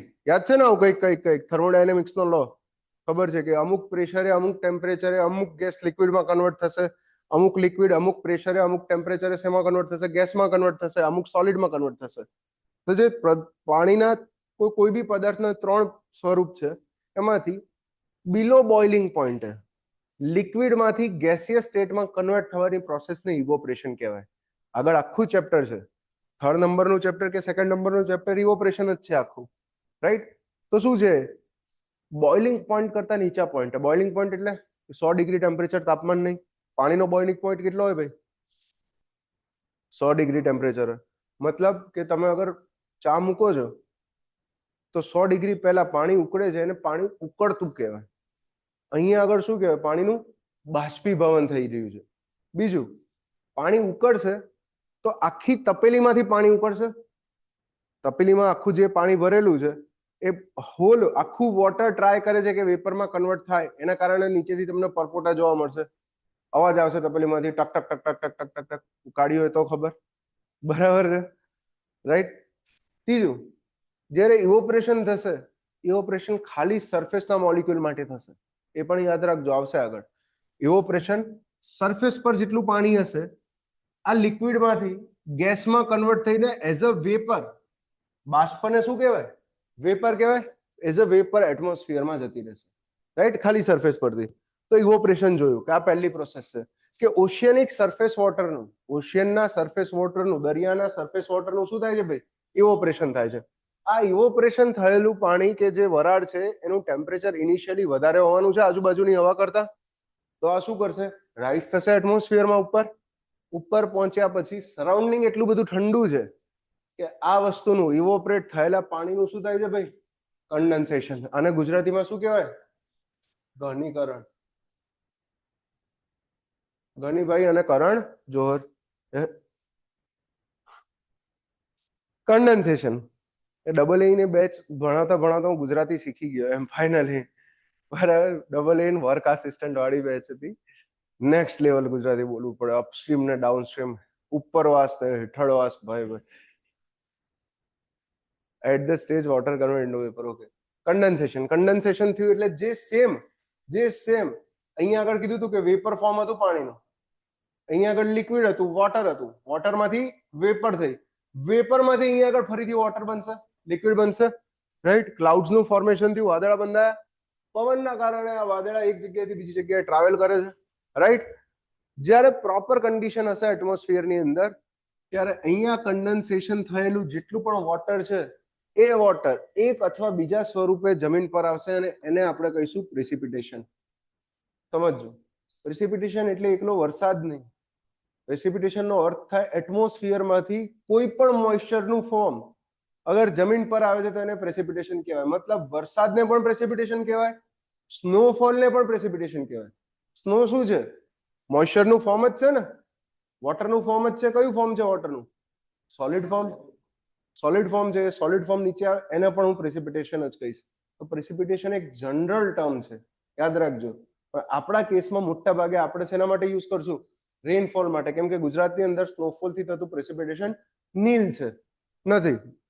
Second, જ્યારે આ વરસાદનું પાણી આ રીતે પ્રેસિપિટેટ થઈને જમીન પર આવે છે તો શું થશે? તો બે વસ્તુ થશે. તમે જોયેલો છે વરસાદ પડતા, યાદ છે? જોયેલો છે? નહીં? ના ના, 25 વર્ષ એમ જ કાઢ્યા સાહેબ. રાજસ્થાન થી આવ્યા છીએ અમે. અમારે ત્યાં પાણી જ નહીં થરાદમાં તો. હા, કોઈ પણ વખતે વરસાદ થાય તો શરૂઆતમાં શું થાય? પહેલો વરસાદ હોય તો સ્મેલ આવે. વાહ, માહોલ બનાવું છું અહીંયા તો. બરાબર, ટપ ટપ વરસાદ પડે છે, સ્મેલ આવે છે, સોંગ વાગે ધીમું ધીમું, એક બધું પકોડા ચા તળું છું, બરાબર. એવું નહીં, જ્યારે કોઈ પણ વોટરનું ડ્રોપલેટ ડ્રાય લેન્ડ પર આવશે તો સૌથી પહેલા લેન્ડ મોઇસ્ચર એબ્ઝોર્બ કરશે. એટલે તમે જોજો, કોરી માટી હશે, સ્મેલ આવે છે, સ્મેલનું કારણ અલગ છે, સ્મેલનું કારણ ડિફરન્ટ છે, અને એ સ્મેલ એટલી ઓછી હોય છે કે જે પણ આપણું નાક વર્ષોથી એ સ્મેલ માટે સેન્સિટિવ છે. ફોર એક્ઝામ્પલ, એ સ્મેલની અગર હું કહું તો લગભગ 1 ppm અથવા 2 ppm છે. એ શેના કારણે આવે સ્મેલ? જેટલા પણ બેક્ટેરિયા રહેલા છે એ જમીનની અંદર જ રહેલા છે, એ પોતે ડીકમ્પોઝ પણ જમીનની અંદર થાય છે, તો પોતે એની એક્સક્રીટામાં એક ટાઈપના એન્ઝાઇમ્સ રિલીઝ કરે છે કે જ્યારે જેવું ભાઈ પાણી આવે તરત એ બેક્ટેરિયાને ખબર પડે કે જમીનમાંથી બહાર નીકળવાનું છે. એના માટે એ લોકો માટે સિગ્નલ છે. આપણા માટે શું સિગ્નલ છે? આ 1 or 2 ppm જેટલી સ્મેલને આપણે ઓળખીએ ના શકીએ. 1 ppm એટલે કે 10 મિલિયન હવાના મોલિક્યુલ હોય ને તો એ સ્મેલ આપવા વાળો ખાલી એક જ કે બે જ મોલિક્યુલ હોય, એટલા નાના. પણ વર્ષોથી સિવિલાઇઝેશને આપણને એવા ટ્રેન કર્યા છે કે જે જગ્યાએ પાણીનો સોર્સ હોય એ જગ્યાએ આપણું મગજ એક્ટિવ થાય. જોઈ લો હિસ્ટ્રીમાં છેલ્લા 10,000 વર્ષમાં જેટલી પણ સિવિલાઇઝેશન ડેવલપ થઈ છે બધી નદી કિનારે ડેવલપ થઈ છે. ભણ્યા છો આવું બધું તો? બરાબર. મેસોપોટામિયા સિવિલાઇઝેશન, ઇજિપ્તની સિવિલાઇઝેશન નાઇલ નદીના કિનારે, રાઈટ. પીડી ઇન્ડસ વેલી સિવિલાઇઝેશન સિંધુ નદીના કિનારે, રાઈટ. શું રીઝન છે? આપણું મગજ ટેવાયેલું છે. સર્વાઈવલ માટે બેઝિક જરૂરિયાત પાણી અને ફૂડ, આ બે બેઝિક જરૂરિયાત છે સર્વાઈવલ માટે. હવે તો છેલ્લા 5-6 હજાર વર્ષથી આ બધા કપડા બપડા આયા, નહીતર તો કેવી શાંતિ હતી, બરાબર. 40-50 વર્ષે વારો પૂરો થઈ જાય આપણો. બેઝિક લાઈફ એક્સપેક્ટન્સી શું હતી પહેલા હ્યુમન્સની? 40-50 યર્સ. કપડા બપડા નહીં, પાંદડા જ, બરાબર. સવારે ઉઠવાનું, જંગલમાં ફળ ખાવાના, ફૂલ ખાવાના, શિકાર કરવાનો, સાંજે જઈને ફળ ગઈને મરી સુઈ જવાનું આરામથી. બહુ તો તાળી બનાવી દીધી હતી તમે, બીજું કઈ નવું બનાવ્યું નતું એમ. બેઝિક ટ્રેડ છે કે, અને એ 10,000 વર્ષથી આ કરતા થયા, પણ એના પહેલા લાખ વર્ષ તો આ જ કરે રાખ્યું છે. તો તમારું નાક છે એ સ્મેલને સેન્સિટિવ એટલે છે કે ડ્રાય સિઝનની અંદર પહેલી જે સ્મેલ છે ને તમારું નાક એક્ટિવ થાય છે સિવિલાઇઝેશનના મગજની અંદર એ તાર જગાવવા માટે કે ભાઈ પાણી આવી ગયું છે, તો તું ઉઠી જા પહેલા, હવે બરાબર ભેગું કરવું પડશે તાર કાલે સવાર જેવું હશે તો એના માટે. તો જ્યારે પણ વરસાદ જમીન પર પડે છે ત્યારે પાણી થોડું ઘણું જમીનમાં ઉતરે છે, ઉતરે કે ના ઉતરે? જે પાણી જમીનમાં ઉતર્યું એ પાણીને હું કહીશ ઇન્ફિલ્ટ્રેશન, એ પ્રોસેસને હું કહીશ ઇન્ફિલ્ટ્રેશન. સરફેસની નીચે જમીનથી જમીનમાં પાણી જે એન્ટર થાય એ પ્રોસેસને કહેવામાં આવે મારા ભાઈ ઇન્ફિલ્ટ્રેશન, બરાબર. થર્ડ કહું છું, ઘણું ખરું પાણી એવું હશે કે જમીનની કેપેસિટી આવી ગઈ, ભાઈ હવે પાણી નથી ઉતારવું, તો જમીન પર શું થશે? જે બાજુ ઢાળ હશે એ બાજુ પાણી વહેવા લાગશે, જે બાજુ સ્લોપ હશે એ બાજુ પાણી વહેવા લાગશે, અને એ પ્રોસેસને કહેવામાં આવશે મારા ભાઈ રન ઓફ. લખ્યો હશે ક્યાંક surface run off, surface run off, right. Infiltrate થયેલું પાણી પણ, જે પાણી જમીનમાં ઓલરેડી નીચે જતું રહ્યું છે, એ અગર ઓર નીચે જાય, ક્રિક્સમાં જવા લાગે, તો હું એને કહીશ ડીપ પર્કોલેશન. પણ અગર એ રહ્યું પાણી ગ્રાઉન્ડ વોટરના સ્લોપના કારણે જમીનમાં જ ફ્લો થવા લાગે, મતલબ ગ્રાઉન્ડ વોટર તરીકે ફ્લો થવા લાગે, તો હું એ વસ્તુને કહીશ ગ્રાઉન્ડ વોટર આઉટફ્લો, રાઈટ. આ જે સરફેસ રન ઓફ હતો, આ સરફેસ રન ઓફ આગળ વધવાનો જ છે. નદી નાળા પેલા નાના સ્ટ્રીમમાં જશે, નાના સ્ટ્રીમ બધા ભેગા થઈને એક મોટું સ્ટ્રીમ બનાવશે, એમાંથી રિવર બનાવશે. અગર હું ડેમ રાખીને રોકી દઈશ તો મારું સરફેસ રિઝર્વાયર થઈ ગયું, આ જગ્યાએ સ્ટોરેજ બનાવી દીધું પાણીનું, રાઈટ. અને એ સ્ટોરેજ વાળા પાણીમાંથી પણ વોટર લોસ થશે, યાદ રાખજો. ઇવોપરેશન એકલું ત્યાંથી નથી થવાનું, ઇવોપરેશન અહીંથી પણ થવાનું છે. વળી પાછું આવ્યું evaporation from water surface, right. હજી જો સબ સરફેસ ફ્લો કરીને છેલ્લે નદી વાટે બધી રીતે પાણી ક્યાં પહોંચે છે? છેલ્લે અલ્ટિમેટલી ઓશિયનમાં પહોંચે છે. આ સિવાય વચ્ચે જે જગ્યાએ ઝાડવા છે, જમીનમાંથી આ લોકો બધા વૃક્ષો શું કરે છે? જમીનમાંથી પાણી શોષીને શું કરશે ભાઈ? ઇવોપર ટ્રાન્સપિરેશન કરશે. ઝાડ જે થાય છે, જેટલા પણ વનસ્પતિ છે, એ જે પ્રોસેસથી સર્વાઈવ કરે છે એને કહેવામાં આવે ટ્રાન્સપિરેશન. જેમ આપણી રેસ્પિરેશન સિસ્ટમ છે, આપણે શ્વાસ લેવો છે, મારે તમે આપણે શું કરીએ છીએ? ઓક્સિજન ઇન્ટેક કરીએ છીએ, એક્ઝોસ્ટમાં કાર્બન ડાયોક્સાઇડ નીકાળીએ. તો હવે તમે આ સાંભળ્યું હશે કે વૃક્ષો માટે ઊંધું હોય, સાંભળ્યું છે કે નહીં સાંભળ્યું? ઝાડ વાવો, વરસાદ લાવો, આ બધું લખતા નતા કોરા કાગળમાં અલગ અલગ લીલી પીળી પેનથી, બરાબર. કાર્બન ડાયોક્સાઇડ વૃક્ષો દિવસ દરમિયાન બધો કાર્બન ડાયોક્સાઇડ અંદર લેશે અને બહાર શું નીકાળશે? Oxygen plus water vapour. પણ આ વસ્તુ ક્યારે થશે? સૂર્યપ્રકાશની હાજરીમાં. આ આખી પ્રોસેસને શું કીધી? પ્રકાશ સંશ્લેષણ, ફોટોસિન્થેસિસ સાંભળ્યું હતો, રાઈટ. પ્રકાશ સંશ્લેષણથી વૃક્ષો પોતાનો ખોરાક બનાવે છે, શ્વાસ લેવા માટે જે કરે એને કહેવામાં આવે ટ્રાન્સપિરેશન, કે જમીનમાંથી પાણીનો ઉપયોગ કરે. આ પ્રોસેસમાં આ પાણી વપરાય, મોલિક્યુલ વપરાય, H2O માંથી H2 તૂટે, હાઇડ્રોકાર્બનમાં ફેરવાય, જ્યારે જે ઓક્સિજન છે એ સીધો ભાઈ કઈ જગ્યાએ જાય? એટમોસ્ફિયરની અંદર જાય. ઘણી વખત ડાયરેક્ટ એકલી વોટર વેપર પણ બહાર નીકળે. તો આ આખી પ્રોસેસને કહેવામાં આવે ભાઈ ટ્રાન્સપિરેશન ફ્રોમ વેજીટેશન, રાઈટ. એ સિવાય બીજો પણ એક ટર્મ છે ઇવોપર ટ્રાન્સપિરેશન, જોઈશું આગળ આવશે ત્યારે. પણ અલ્ટિમેટલી કહેવાનો અર્થ એ કે દરિયાનું પાણી ફરીને કઈ જગ્યાએ આવ્યું? પાછું છેલ્લે દરિયામાં જાય. તેરા તુજકો અર્પણ, આનાથી વિશેષ કઈ નહીં, રાઈટ. તો આની અંદર તમે જો મલ્ટિપલ વસ્તુઓ ભણે, આ જે આખી વસ્તુ સમજે, આને કહેવાય હાઇડ્રોલોજિકલ સાયકલ. હોર્ટને જે હાઇડ્રોલોજિકલ સાયકલનું મોડેલ આપ્યું હતું એ આ જ મોડેલ હતું. અને આ મોડેલ એકલા હોર્ટને નતું આપ્યું, આ મોડેલ આપ્યું આર્યભટ્ટે પણ આ જ મોડેલ આપ્યું હતું. એકચ્યુઅલમાં આર્યભટ્ટનું સૌથી પહેલા તમે જો કે આર્યભટ્ટની પેલી 0 વાળી બુક છે આર્યભટ્ટિયમ, કે જેણે એની અંદર મેથ્સના બેઝિક ઇક્વેશન લખ્યા છે. XYZ વાળા નહીં કહેતો, બેઝિક રૂલ્સ લખ્યા છે મેથ્સની અંદર, કે દશાંશ પ્લસ માઇનસ કઈ રીતે થાય, ગુણાકાર કઈ રીતે કરશો, ભાગાકાર કઈ રીતે કરશો. નેચરને સમજાવવાનો એને હાઇડ્રોલોજિકલ સાયકલની મદદથી ટ્રાય કર્યો છે, રાઈટ. હોર્ટને જે મોડેલ આપ્યું હતું, હોર્ટને પર્સન્ટેજ વાળું મોડેલ આપ્યું ડિટેલમાં, કે અગર 90% પાણી ઓશિયનમાં છે તો કોઈ એક ટાઈમે એમાંથી 10% ઇવોપરેટ થયું હશે. એ 10%માંથી 7-8% ભાઈ અહીંયા આવ્યું હશે. બધું પર્સન્ટેજ સાથે આપ્યું કે અર્થ પર આ જગ્યાએ આટલા વોટરનું સ્ટોરેજ સાથે છે. પહેલી વખત મેથેમેટિકલ ફોર્મમાં મોડેલ આપ્યું. આપણે હોટન જ યાદ રાખજો, બરાબર છે. નેક્સ્ટ જો, તો આ જે હાઇડ્રોલોજીકલ સાયકલ જોઈ ઉપર, આ રહી હાઇડ્રોલોજીકલ સાયકલ. ટોટલ કઈ કઈ પ્રોસેસ છે એની અંદર, આ બધી પ્રોસેસ જોઈ. પ્રેસિપિટેશન જોયું આપણે, ઇવોપરેશન જોયું, ટ્રાન્સપિરેશન જોયું, રન ઓફ જોયું, ઇન્ફિલ્ટ્રેશન, પર્કોલેશન ને સીપેજ જોયું. ત્રણેયના અર્થ અલગ અલગ છે, સમજશો. આ બધાને ઇન્ડિવિજ્યુઅલી ડિટેલમાં સમજવાની છે કે પ્રેસિપિટેશન, તો પ્રેસિપિટેશન એટલે શું કહેવાય, એ મેજર કઈ રીતે થાય, મેજર કરવા માટેના ડિવાઇસ કયા કયા છે, એ ડિવાઇસના ઇન્સ્ટોલેશન કઈ રીતે થાય, ઇવોપરેશન સેમ વસ્તુ, કોને કહેવાય, કઈ રીતે મેજર થાય, કઈ રીતે ઇવોપરેશન ઘટાડી શકાય, આ બધું ડિટેલમાં ભણવાનું છે. અને આ બધા માટે ડેડિકેટેડ એક એક ચેપ્ટર છે. કીધું તું ને, એન્જિનિયરિંગ હાઇડ્રોલોજીની અંદર આ બધી પ્રોસેસનું સ્ટડી આવશે, શીખવું પડશે કઈ રીતે ભણશું.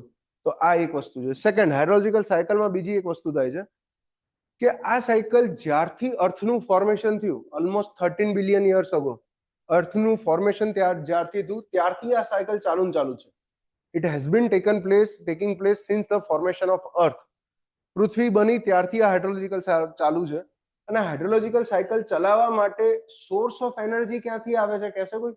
ફોટમ જોઈ, સન એક જ source of energy. Second source of energy પણ છે, પણ એનું ઇનપુટ હાઇડ્રોલોજીકલ સાયકલમાં બહુ ઓછું છે.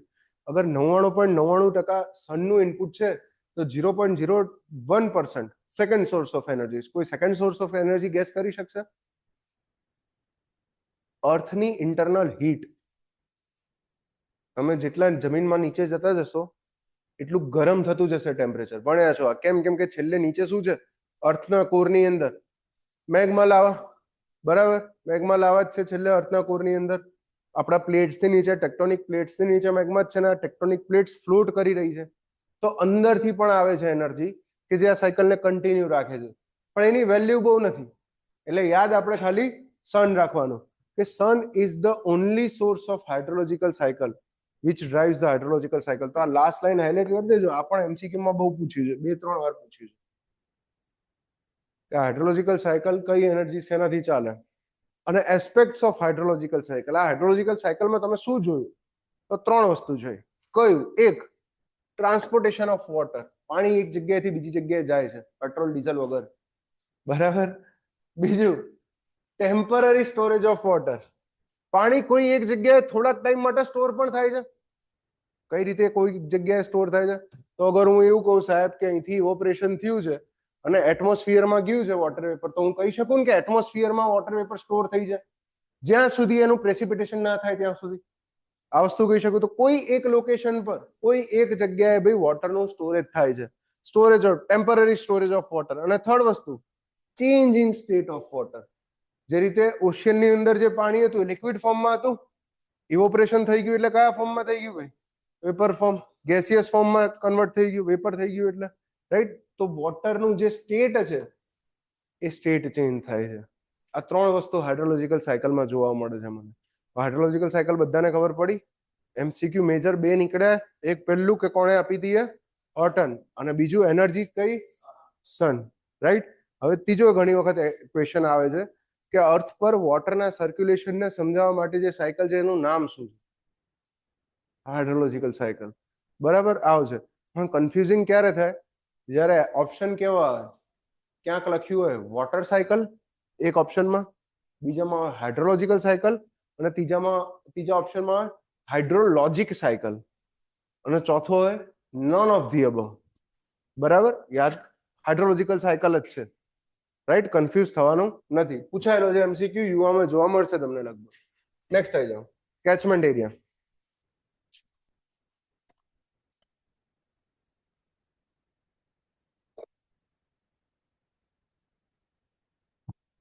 ઓનલાઈનમાં પબ્લિક જાગે છે? હેલો હેલો,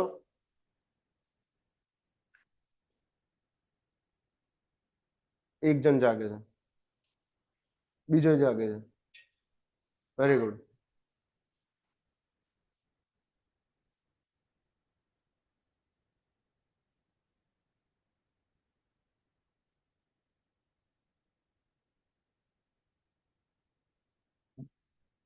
ઓકે, નેક્સ્ટ છે કેચમેન્ટ એરિયા. તો યાદ કરો, પહેલા કીધું હતું કે એન્જિનિયરિંગ હાઇડ્રોલોજી શેની જોડે ડીલ કરે છે? એન્જિનિયરિંગ હાઇડ્રોલોજી ડીલ્સ વિથ, એમાં પહેલો પોઈન્ટ શું હતો? એસ્ટિમેશન ઓફ વોટર રિસોર્સિસ હતો, રાઈટ? તો મારે નક્કી કરવું છે કે પાણીનો સ્ત્રોત કેટલો છે મારી પાસે. મારે નક્કી કરવું છે, ગુજરાત રાજ્ય માટે જ નક્કી કરવું છે કે ગુજરાત રાજ્ય પાસે વર્ષમાં કેટલું પાણી આવે છે અને કેટલા પાણીની રિક્વાયરમેન્ટ છે. આ વસ્તુ મારે નક્કી કરવી છે. બેઝિક ધારાધોરણ છે કે પર person per day minimum 135 litre પાણી જોઈએ જોઈએ ને જોઈએ જ. ડોમેસ્ટિક રિક્વાયરમેન્ટ, ડોમેસ્ટિક રિક્વાયરમેન્ટ કહું છું. ઇન્ડસ્ટ્રીયલ રિક્વાયરમેન્ટ ડિફરન્ટ થઈ જાય, વિલેજની અંદર રિક્વાયરમેન્ટ ડિફરન્ટ થઈ જાય, રાઈટ? લોકેશન પ્રમાણે બધું બદલાઈ જાય. અને તમે બી મતલબ આ 135 એટલે બહુ બેઝિક થઈ મારા જેવા સાદા માણસો માટે, બરાબર? તમારા જેવા મોટા મોંઘા માણસો હોય, બંગલામાં રહેતા હોય, 4 ગાડી હોય, 2 ડોગી હોય, તો પાણીની રિક્વાયરમેન્ટ 200 લીટર પર ડે થઈ જાય, રાઈટ? ડોગીને હાચવા માટે બીજા 2 નોકર પણ હોય, રામુ કાકા પણ હોય, ગાર્ડન બી હોય મોટો થઈ, રાઈટ? તો પાણીની રિક્વાયરમેન્ટ વધી જાય. કહેવાનો અર્થ એ છે કે જ્યારે આપણે વોટરનું એસ્ટિમેટ કરવા જઈએ છીએ, માપવા જઈએ છીએ કે આપણી પાસે કેટલું પાણી અવેલેબલ છે, તો એના પહેલા સૌથી પહેલા કયા એરિયામાં પાણી માપવું છે અને ડિમાર્કેટ કરવો જરૂરી છે. અને પાણીના કેસમાં એરિયા પોલિટિકલ બાઉન્ડ્રીઝથી ડિમાર્કેટ થઈ શકે એમ નથી. ફોર એક્ઝામ્પલ, હું એવું ના કહી શકું કે ગાંધીનગર જિલ્લામાં આટલું પાણી છે. કેમ? કેમ કે ગાંધીનગર જિલ્લામાંથી 2-3 નદીઓ નીકળતી હશે. હું એવું ના કહી શકું કે અમદાવાદ જિલ્લામાં આટલું પાણી છે, અમદાવાદ જિલ્લામાંથી 4 નદી નીકળે છે, રાઈટ? તો હું કયા એરિયાના પાણીની વાત કરું છું? ઇટ ડિપેન્ડ કરશે કે કઈ નદીની વાત કરું છું, કઈ નદીની સરાઉન્ડિંગના એરિયાની વાત કરું છું. અને નદીમાં પાણી જે એરિયામાંથી આવે છે એ એરિયાને કહેવામાં આવે ભાઈ કેચમેન્ટ એરિયા, બરાબર? ફોર એક્ઝામ્પલ જોઈ લો અહીંયા આગળ, the area of land draining into the stream or water course at a given location is known as the catchment area. For example, આ ટાઈપની કઈ સિચ્યુએશન છે, અહીંયા નીચે જ બતાવી દઉં. મસ્ત આ ફોટો છે, યસ, મસ્ત ફોટો છે, બરાબર? દેખાય છે? તમારામાં છે ને મટીરિયલ માર્યું? અહીંયા જો આ એક બેઝિક ટરેન બતાવ્યું છે. મેં કેમ કીધું કે પોલિટિકલ બાઉન્ડ્રીથી મેટર નહીં કરે આ વસ્તુ, જોગ્રાફિકલ બાઉન્ડ્રીથી મેટર કરશે. જોગ્રાફિકલ બાઉન્ડ્રી અને પોલિટિકલ બાઉન્ડ્રી વચ્ચેનો ફરક ખબર ને? શું થાય?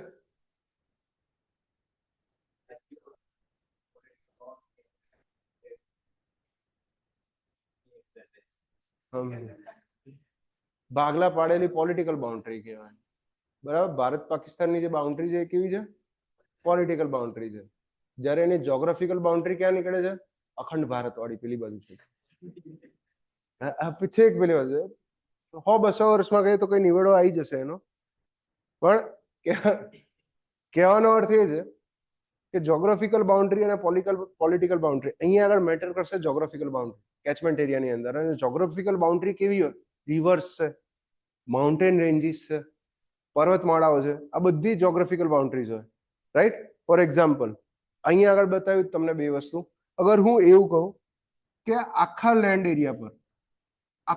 એરિયા પર મસ્ત એક સરખો વરસાદ પડે છે, મસ્ત એક સરખો વરસાદ પડે છે. કેવો વરસાદ પડે છે? ટપ ટપ ટપા ટપ, રાઈટ? આ રીતે અહીંયા આગળ યુનિફોર્મ રેનફોલ થાય છે આખા એરિયા પર.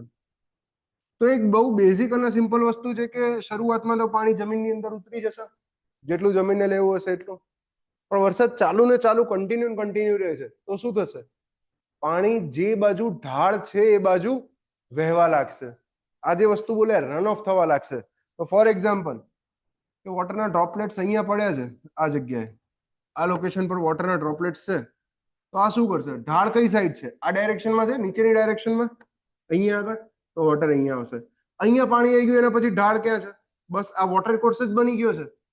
તો વોટર કોર્સ સીધું આગળ વધતું રહેશે, છેક આટલેથી બહાર નીકળશે. અગર માની લો કે વોટરનું ડ્રોપલેટ અહીંયા પડ્યું, તો આ કઈ જગ્યાએ મૂવ થશે? આમ મૂવ થશે કે રાઈટ સાઈડ જશે? રાઈટ સાઈડ જશે. કેમ? કેમ કે ઢાળ કઈ બાજુ છે? રાઈટ સાઈડ છે. એનો અર્થ શું છે કે ભાઈ માઉન્ટેનની જે રીજ છે, ટોપ ઓફ ધ માઉન્ટેનની લાઈન, એ ડિસાઈડ કરે છે કે વોટર કઈ ડાયરેક્શનમાં ફ્લો થવાનું છે. અગર વોટરનું ડ્રોપલેટ આની રાઈટ સાઈડ પડશે, આ રેડ લાઈનની રાઈટ સાઈડ પડશે, તો બધું પાણી કઈ જગ્યાથી નીકળવાનું છે? એ રીતે અહીંથી ડ્રેન થશે, બી માંથી. જ્યારે આની લેફ્ટ સાઈડ વોટરનું ડ્રોપલેટ પડે છે તો બધું પાણી ક્યાંથી ડ્રેન થશે? એમાંથી ડ્રેન થાય છે. હવે પાછા ક્વેશ્ચન પર આવો, કેચમેન્ટ એરિયા કોને કહેવાય? તો કોઈ એક લોકેશન પર, ફોર એક્ઝામ્પલ મેં આ લોકેશન નક્કી કરી દીધું રિવર સ્ટ્રીમનું, કે આ લોકેશન પર, આ રિવરમાં આ લોકેશન પર પાણી કેટલા એરિયામાંથી આવે છે, કેટલા એરિયામાંથી પાણી આવે છે, તો મારે ડિમાર્કેટ કરવો પડશે આ રહ્યો એરિયા, કે આ આખા એરિયામાં અગર વરસાદ પડે, આ આખા એરિયામાં અગર વરસાદ પડે તો એનું બધું પાણી કઈ જગ્યાએ આવે? આ પોઈન્ટ પર આવે. તો આ એરિયાને કહેવામાં આવે ભાઈ કેચમેન્ટ એરિયા. એ જ રીતે હું અગર અહીંયા ડિમાર્કેટ કરવા જાઉં, રાઈટ સાઈડમાં અહીંયા નક્કી કરવું છે કે આ પોઈન્ટ પર એક્ઝેક્ટ આરઆઈ લોકેશન પર, કયા લોકેશન પર? આરઆઈ લોકેશન પર પાણી આવશે તો કઈ જગ્યાએ આવશે? તો ડિમાર્કેટ કરી દો ભાઈ. આ આખા એરિયામાં અગર વરસાદ પડશે આટલા એરિયામાં, તો એનું પાણી ભાઈ અહીંથી નીકળશે. એનો મતલબ શું છે? બે કેચમેન્ટ એરિયા ક્યારે ઓવરલેપ નહીં થાય. થાય છે? બંને કેચમેન્ટ એરિયા અલગ શેનાથી પડે છે? માઉન્ટેનની હાઈએસ્ટ લાઈનથી. આ લાઈનને કહેવામાં આવશે માર ભાઈ રીજ લાઈન. સર્વેમાં આવશે અને આ બહુ ફેમસ ક્વેશ્ચન છે, એક્ઝામ બહુ બધી વાર પૂછે છે કે બે કેચમેન્ટ એરિયા અલગ શેનાથી પડે? રીજ લાઈનથી અલગ પડે. તો અહીંયા એક બીજો શબ્દ છે, થોડુંક સમજજો એટલે આ ટોપિક તમારા મગજમાં 100% ઉતરી જશે. બરાબર? એક બીજો પોઈન્ટ અહીંયા એવું લખ્યો હતો કે એટ અ પર્ટિક્યુલર લોકેશન. વાંચો ડેફિનેશનમાં પહેલી જે લાઈન લખી ને, અમારા હાથમાં મટીરિયલ છે ને, એમાં જો લખ્યું છે એટ અ પર્ટિક્યુલર લોકેશન, કે એવું કોઈ એટ અ પર્ટિક્યુલર સેક્શન કે એવું કોઈ લખ્યું હશે. હા, the area of land draining into a stream or water course at a given location. મતલબ વોટર કોર્સમાં, નદીમાં કેટલા એરિયામાંથી પાણી આવે છે, પણ નદીના કયા લોકેશન પર પાણી આવે છે એ પણ અગત્યનું છે. અગર મેં લોકેશન અહીંયા ગણ્યું તો આ આખો એરિયા આવ્યો, પણ અગર હું એવું કહું કે મારે લોકેશન ફક્ત ને ફક્ત અહીંયા ગણવું છે, તો આ નદીના આ એરિયામાં પાણી કેટલા એરિયામાંથી આવશે? તમે જાતે જોઈને કહેશો કે સર ખાલી આટલો એરિયા કવર થશે.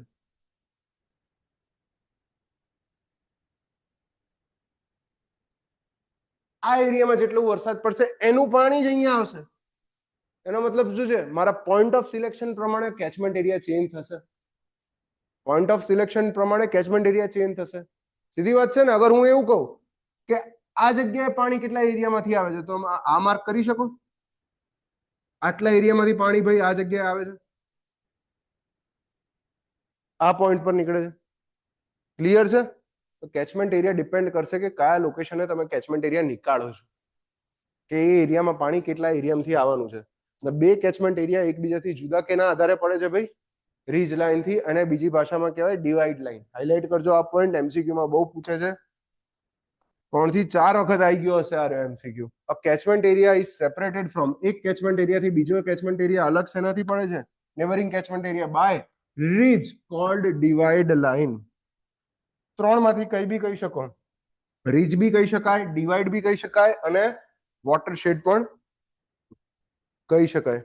તમે કેમ નથી દેખાતા સર? બ્રો હું એટલો બધો કાળો છું ને કે દેખાઈશ તો અંધારું અંધારું થઈ જશે, અને અંધારું થાય તો the areal extent of catchment area એટલે ફર્સ્ટ ટાઈમ.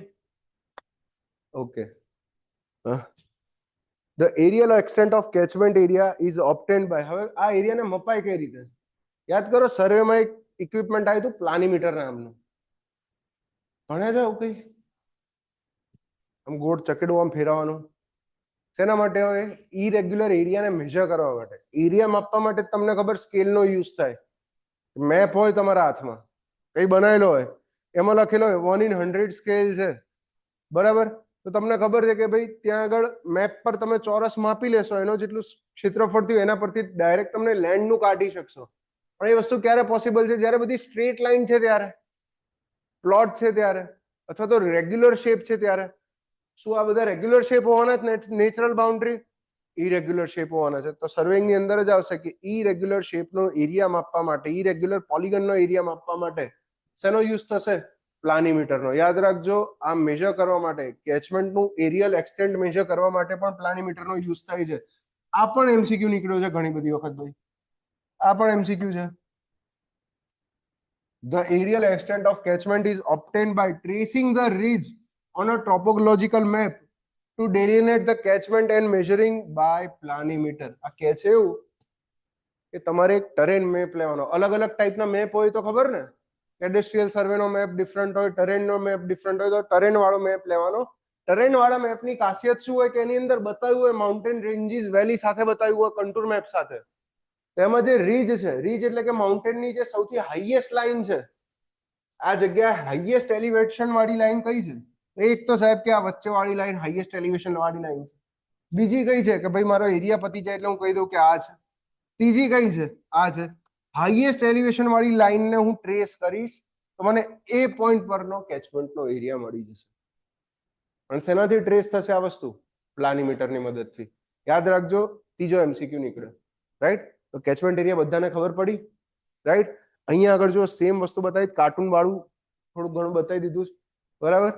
કે આ જો રીજ લાઈન અહીંયા દેખાય, આ રીજ લાઈન છે, વોટરશેડ લખેલું જ છે, બરાબર? ડિવાઈડ કે વોટરશેડ. ઉપર જો પ્રેસિપિટેશન થતો બતાવે, વરસાદ થતો બતાવે, બે સાઈડ વરસાદ થાય છે, તો આ રીજ થી આગળનો જેટલો વરસાદ થયો એ બધું પાણી જો અહીંયા એરો મારેલો જ છે, ડ્રેન થતું થતું છેલ્લે ભાઈ મારે આ નદીમાં જ આવશે બધું છેલ્લે. પણ આ રીજની પાછળની સાઈડ જે વરસાદ થયો એમાં જો બતાવે છે એરો મારીને કે આ પાછળની ડાયરેક્શનમાં જશે, કેચમેન્ટ એરિયાની ઓપોઝિટ સાઈડ જશે. બીજું, વરસાદની સાથે થોડું ઘણું પાણી ઇન્ફિલ્ટ્રેટ થાય છે એ પણ બતાવ્યું છે. રાઈટ? ઓલમોસ્ટ બધી વસ્તુઓ આવી ગઈ છે. Ground water flow, bound water flow જોઈશું ડિટેલમાં. તો આ વાત હતી ભાઈ કેચમેન્ટ એરિયાની. નેક્સ્ટ આવી જાઓ, water budget equation. Catchment area રાખવાનો અર્થ શેના માટે હતો? કેમ ભાઈ કેચમેન્ટ એરિયા ડિમાર્કેટ કરવો પડ્યો? કેમ કે પાણીના રિસોર્સનું એસ્ટિમેશન કરવું છે આપણે. આપણે ગણવું છે કે કેટલું પાણી અવેલેબલ છે. હું તમને બહુ જ સિમ્પલ વસ્તુમાં કહી દઉં. વરસાદ આપણે પડે છે ક્યારે? આપણે છે ને વરસાદ પડે છે તો આપણે મેજરમેન્ટ કરીએ છીએ વરસાદનું. કયા યુનિટમાં માપીએ છીએ વરસાદ? ઇંચની અંદર, mm ની અંદર. બેઝિકલી શું મેજર કરીએ છીએ? રેનફોલની ડેપ્થ મેજર કરીએ છીએ. આ યાદ રાખજો. અને અગર હવે તમે કેચમેન્ટ એરિયા તમારા મગજમાં ઘૂસી ગયું છે તો હવે ખાલી હું તમને કેલ્ક્યુલેશન થોડા ઘણા કરીને બતાવું. રાઈટ? એટલે તમને ફિઝિકલ વસ્તુ એની ખબર પડશે. ફોર એક્ઝામ્પલ, માની લો કે કોઈ એક ટાઈમે 10 mm જેટલો રેનફોલ થયો, 10 mm જેટલો રેનફોલ થયો. 10 mm એટલે કેટલો થયો? 1 સેન્ટીમીટર જેટલો વરસાદ થયો. 1 ઇંચ નહીં, 1 ઇંચ કરતા ઘણો ઓછો, 5 ઇંચ કહેવાય આને દેશી ભાષામાં કહીએ તો. લગભગ 10 mm જેટલો રેનફોલ થયો. અને આ 10 mm જેટલો રેનફોલ થયો છે 100 કિલોમીટર સ્ક્વેર જેટલા કેચમેન્ટ એરિયા ઉપર. મતલબ માની લો કે આ કેચમેન્ટ એરિયા છે, આ વચ્ચેથી સેન્ટરમાં મેં આ રીતે રિવર જતી બતાવી, આ રિવરની ટ્રિબ્યુટરીઝ છે. રાઈટ? અને આ જગ્યાએ મેં અલગ અલગ રેન ગેજ મૂક્યા હતા.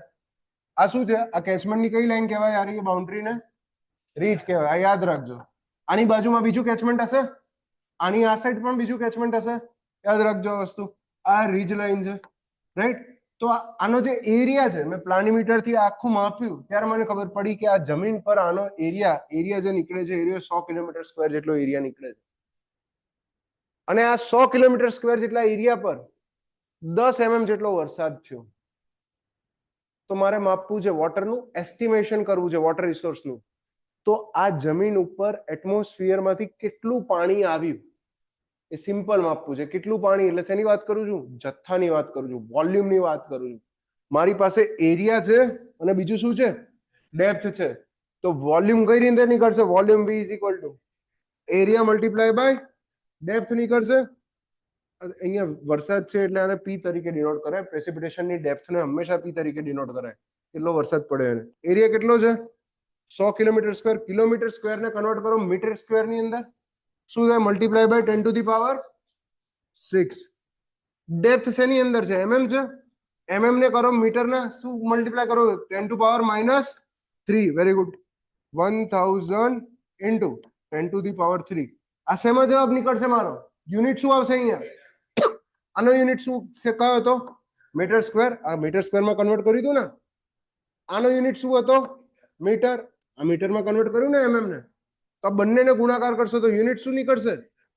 Metre cube. અને આમ પણ લખાય 1 into 10 to the power 6 metre cube, અથવા તો 1 મિલિયન મીટર ક્યુબ. મતલબ થયું કે ભાઈ એ જે કલાકમાં 10 mm જેટલો વરસાદ પડ્યો એક કલાકમાં 10 mm જેટલા વરસાદે મારી 100 કિલોમીટર સ્ક્વેર જેટલી જગ્યા પર 1 મિલિયન મીટર ક્યુબ જેટલું, મતલબ 10 લાખ ઘન મીટર જેટલું, ગુજરાતીમાં કહીએ તો 10 લાખ ઘન મીટર જેટલી મોઇસ્ચર એટમોસ્ફિયરમાંથી મારા જમીન પર આવી ગઈ. આ સિમ્પલ મિનિંગ છે આનો, રાઈટ? હવે હું આના પરથી બીજી ગણતરીઓ મારીશ. કઈ રીતે ગણતરી કરીશ? ફોર એક્ઝામ્પલ, મને ખબર છે અહીંથી જે પાણી બહાર નીકળે છે એ પાણીના બહાર નીકળવાનો ડિસ્ચાર્જ મને ખબર છે, ક્યુની વેલ્યુ ખબર છે, રાઈટ? અને હું એવું કહું કે અગર 1 મહિના માટે આ સેમ લેવલે ડિસ્ચાર્જ થાય તો આ કેચમેન્ટમાંથી કેટલું પાણી બહાર નીકળી જાય માપી શકું ને? કઈ રીતે? એમાં પણ વોલ્યુમ જ માપવાનું છે. અને અગર મને ડિસ્ચાર્જ માટે ક્યુ ખબર છે, શું કરવું પડે? Multiply time. ડિસ્ચાર્જનું ઇક્વેશન યાદ કરો. Discharge Q is equal to શું હોય? વોલ્યુમ ડિવાઇડેડ બાય ટાઈમ હોય. યાદ છે ને વસ્તુ? એટલે તો તમે મીટર ક્યુબ પર સેકન્ડ કે મીટર ક્યુબ પર અવર લખો છો ડિસ્ચાર્જનો યુનિટ, ક્યુ નો યુનિટ. મને ડિસ્ચાર્જની મદદથી એ પણ વોલ્યુમ મળી જાય કે જેટલું વોલ્યુમ બહાર ગયું. અગર હું આ જ જગ્યાએ સેમ જગ્યાએ ઇવોપરેશન મેજર કરવા માટે અહીંયા એક પેન મૂકી દઉં છું, ઇવોપરેશન મેજરમેન્ટ માટેનું ડિવાઇસ આવશે આગળ કે જે બાષ્પીભવન થાય છે તો પાણી કેટલું બાષ્પીભવન થઈ ગયું એ માપવું પડશે. એ બાષ્પીભવન થયેલું પાણી તો આપણા માટે લોસ જ કહેવાય ને. એ કામમાં આવવાનું જ કઈ નહીં આવવાનું, પણ માપવું તો પડશે કેટલું બાષ્પીભવન થયું. તો માની લો કે સેમ દિવસે હું એવું કહું કે આના ડેટા પરથી 1 mm જેટલું પાણીનું બાષ્પીભવન થયું. અહીંયા 1 mm ની ડેપ્થ આવે છે, એનો અર્થ શું થયો કે આ જમીન પર જેટલું પાણી આવ્યું હતું એનામાંથી 1 mm જેટલી ડેપ્થનું પાણી બાષ્પીભવન થઈ ગયું હશે. તો આને પણ વોલ્યુમ નીકાળી શકું. આનું વોલ્યુમ ઓફ ઇવોપરેટેડ વોટર શું નીકળશે? આનું 10% હશે 1000 નું. અહીંયા ડાયરેક્ટ આવું હશે 100 into 10 to the power 3 metre cube અથવા તો 0.1 મિલિયન મીટર ક્યુબ હશે કે આટલું વોટર ઇવોપરેટ થઈ ગયું. તો સમજો તમે દરેક વસ્તુ આંકડામાં લઈને આવો છો. ત્રીજી હજી વસ્તુ, અગર તમને એ પણ ખબર હોય કે કેટલું પાણી જમીનમાં ઉતર્યું, માની લો મને ખબર છે કે 3 mm જેટલું પાણી જમીનની અંદર ઉતર્યું આ આખા 100 એરિયામાંથી, તો હું અહીંયા આ રીતે પણ લખી શકું કે volume of water infiltrated is equal to 0.3 million metre cube, right? તો અગર દિવસ પૂરો થતા આ બધા આંકડા હું ગણી લઉં, કયું પાણી ક્યાં ગયું, કેટલું ગયું, ઇવોપરેટ કેટલું થયું, ટ્રાન્સપિરેશન ઝાડવા કેટલું લઈ ગયા, બધાના મારી પાસે ડેટા હોય તો હું કહી શકું કે આ આખા 100 કિલોમીટર સ્ક્વેર જેટલા એરિયામાં આવ્યું હતું તો 1 મિલિયન મીટર ક્યુબ જેટલું. જમીનની અંદર 0.1 મિલિયન મીટર ક્યુબ જતું રહ્યું, 0.3 જતું રહ્યું ઇવોપરેટ થઈ ગયું, કે પછી આર્યુ રન ઓફમાં જતું રહ્યું, માની લો કે બીજું 0.3 જતું રહ્યું રન ઓફની અંદર જતું રહ્યું, રાઈટ? ટ્રાન્સપિરેશન બાકી રહ્યું તો ટ્રાન્સપિરેશનમાં 0.2 લખવું છે, 3 4 5 ના 0.1 લખો. ટ્રાન્સપિરેશન 0.1 થઈ ગયું કે ઝાડવાઓ એને લઈ ગયા એટલા પાણીને. તો છેલ્લે બચ્યું કેટલું હશે? આ જેટલું આવ્યું છે એમાંથી જેટલું બધું બહાર જ નીકળે છે. એન્ટર તો ખાલી વરસાદથી જ થશે વોટર, એ પણ યાદ રાખો. મારા કેચમેન્ટમાં પાણી એન્ટર થવાનું છે, એક જ વસ્તુથી એન્ટર થવાનું છે, વરસાદથી, રેનફોલથી, બીજો કોઈ ઓપ્શન છે જ નહીં. જેટલું એન્ટર થયું એમાંથી બધું નીકળ્યું એ બાદ કરી દો તો હું કહી શકું કે મારા કેચમેન્ટનું સ્ટોરેજ એટલું વધ્યું, એટલાથી વધ્યું. ફોર એક્ઝામ્પલ, જે બધું આવું ચિત્રીને લખ્યું છે ગંદુ ચોખ્ખું લખીએ થોડું, બરાબર? કે વોલ્યુમ શેનું? રેનફોલનું, પ્રેસિપિટેશનનું વોલ્યુમ કેટલું હતું? 1 મિલિયન મીટર ક્યુબ આવ્યું હતું. ઇવોપરેશનનું વોલ્યુમ કેટલું આવ્યું હતું? 0.1 મિલિયન મીટર ક્યુબ આવ્યું હતું. ઇન્ફિલ્ટ્રેશનનું વોલ્યુમ કેટલું કીધું હતું? 0.3 મિલિયન મીટર ક્યુબ કીધું હતું. ડિસ્ચાર્જના કારણે, રન ઓફના કારણે ગાયબ થયેલું વોલ્યુમ કેટલું હતું? 0.3 જ હતું ને એ બી. અને ટ્રાન્સપિરેશનના કારણે કેટલું હતું? 0.1 મિલિયન ક્યુબ જેટલું હતું. તો આ એન્ટર થાય છે અને આટલા બધા બહાર નીકળી જાય છે. આની બાદ બાકી કરશો 3 ને 3 6 7 ને 8 વધશે કેટલું? 0.2 મિલિયન મીટર ક્યુબ. આ પાણીનો શું છે? વધારો છે. મતલબ મારા કેચમેન્ટમાં માની લો કે પહેલેથી પાણી સ્ટોર થયેલું હશે. ફોર એક્ઝામ્પલ હું લઈ લઉં કે 10 મિલિયન મીટર ક્યુબ જેટલું સ્ટોર થયેલું હશે. આ બધું પતી ગયું, એના પછી કેટલું થયેલું હશે સ્ટોર? 10.2 મિલિયન ક્યુબ જેટલું. ક્લિયર છે? આ વસ્તુ ખબર પડે છે? અને આ જે બધી રામાયણ કરી, પાણી આવે છે, પાણી જાય છે, આ બધી વસ્તુને કહેવાય વોટર બજેટ ઇક્વેશન. આજે બેઝિક તમને બતાવ્યું ગણતરી કરીને, હવે હું તમને ઇક્વેશનના ફોર્મમાં બતાવું. એટલે યાદ રાખવાની જરૂર નહીં રહે, ક્યારેય પછી તમે ગોખતા નહીં ફરશો, કેમ કે ખબર જ હશે કે વરસાદમાંથી જ બધું બાદ કરવાનું થશે. રાઈટ? પ્રેક્ટિકલ એક્ઝામ્પલ હાથે જ જોઈ લીધું. કોઈ પણ જગ્યાએ બજેટનો શબ્દ આવે એટલે આવક માઇનસ જાવકની વાર્તા હોય. બરાબર? હમણાં સરકારે બજેટ રજૂ કર્યું ગુજરાતનું, યાદ છે? હમણાં જ થયું. તમારા લોકોનું કેટલું બજેટ છે? હમણાં જ થયું 15 દી પહેલા. સરકારે નવી જગ્યાઓ માટે લગભગ 4.5 કે 5,000 કરોડ ફાળવે. નવી જગ્યાઓ ઊભી કરશે. ખાલી પડી છે તો ભરાશે તો ખરા જ, એ સિવાય નવી ઊભી કરશે. એટલે અગર જો તમે આ વર્ષે નહીં લાગો તો હું માનીને ચાલીશ કે હાર્ડ લક છે. અગર આવતા વર્ષે નહીં લાગો તો હું માનીને ચાલીશ કે બહુ એક્સ્ટ્રીમ હાર્ડવર્ક છે. પણ અગર મને 28માં તમે દેખાયા તો હું કહીશ તમે ડૂબાવો છો. બરાબર? એમ ભરતી એટલી બધી આવશે કે 2 વર્ષમાં કોઈ એક જોબ તો સેટ થઈ જ જશે. અગર દિલથી આ જે પ્રોસેસ છે એના પર વિશ્વાસ મૂકીને એને ચાલુ રાખશો. તકલીફ ત્યાં જ પડે છે, આપણે કન્ટિન્યુ નહીં રાખી શકતા. રાઈટ? તો વોટર બજેટ ઇક્વેશન જો, વોટર બજેટ ઇક્વેશન કોઈ પણ એક ગિવન એરિયા માટે, ગિવન પ્રોબ્લેમ એરિયા એટલે કે કોઈ ગિવન કેચમેન્ટ માટે mass inflow minus mass outflow is equal to change in mass storage. Inflow minus outflow is equal to change in storage. અહીંયા તમને જે કરીને બતાવ્યું મેં એ જ કરીને બતાવ્યું કે જે ઇનફ્લો થાય છે, ઇનફ્લો 1 મિલિયન મીટર ક્યુબનો છે, આઉટફ્લો કેટલો છે 0.8 નો છે. તો ઇનફ્લો માઇનસ આઉટફ્લો કર્યો, કેટલો કર્યો? 0.2 થયો મારો. એ કેના જેટલું થશે? ચેન્જ ઇન સ્ટોરેજ, કે સ્ટોરેજ ઇનિશિયલ કેટલું હતું? 10 હતું, પછી કેટલું થયું? 10.2 થયું. તો 10.2 માઇનસ 10 કરો તો બી કેટલું જ આવશે? 0.2 જ આવશે. Inflow minus outflow is equal to change in storage. અને ઇનફ્લો આઉટફ્લો ને વોલ્યુમના ટર્મમાં લખવું હોય તો લખાય. ઉપર જે લખ્યું છે માસના ટર્મમાં લખ્યું છે. બરાબર? અને વોલ્યુમના ટર્મની અંદર લખી શકો તમે. કેમ? કેમ કે ટેમ્પરેચર વેરિએશન થી વોટરની ડેન્સિટીની અંદર એટલા ડિફરન્સ નથી આવતા. અગર વોટરની ડેન્સિટીમાં એટલા ઝાઝો ડિફરન્સ આવતો હોય તો મારે બધું માસની અંદર જ કરવું પડે, પણ નથી આવતો એટલે વોલ્યુમમાં કરી શકો. અને વોલ્યુમમાં તમને ખબર છે કે અગર બધો યુનિટ મારો કેચમેન્ટ એરિયા ફિક્સ છે અને બધું જ તમે મેજરમેન્ટ ડેપ્થની અંદર કરો છો તો આ વસ્તુ તમે ડેપ્થના ફોર્મમાં પણ લખી શકો. આ જે ઇક્વેશન છે આ ઇક્વેશનને કહેવાય છે water budget equation. P minus R minus G minus E minus T is equal to delta S. એક્ઝામમાં પૂછે છે, યાદ રાખજો. શું છે આ બધી વસ્તુઓ? P એટલે ભાઈ રેનફોલ છે, એ તો પોઝિટિવમાં જ છે, એન્ટર થાય છે એટલે. એમાંથી rainfall minus run off minus ground water flow minus evaporation minus transpiration, બધું જ બહાર નીકળતું માઇનસ કરી દીધું એમાંથી.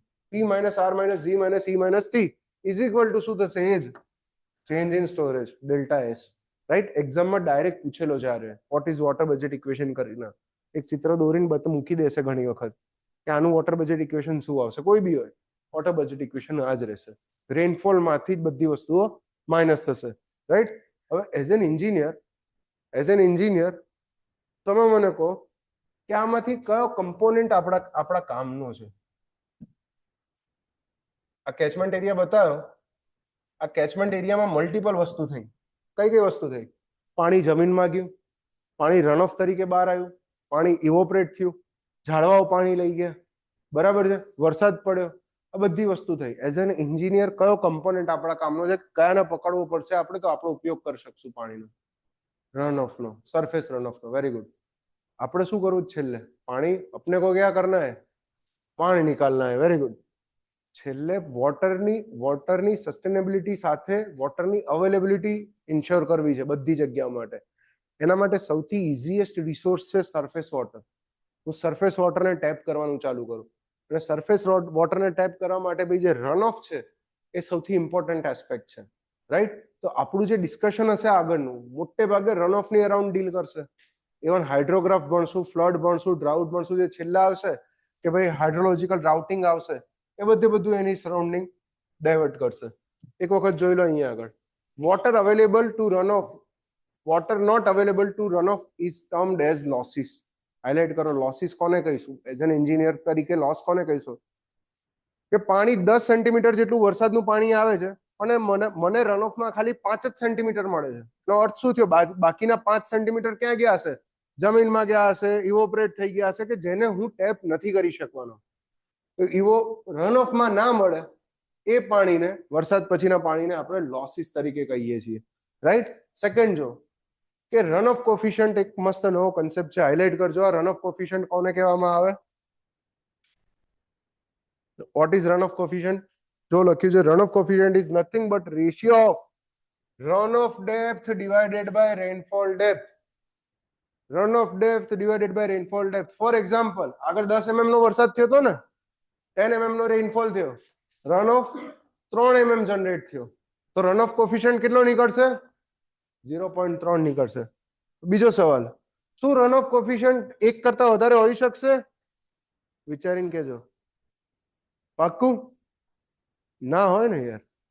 રેનફોલ કરતા રન ઓફ કેમ ન વધારે હોય?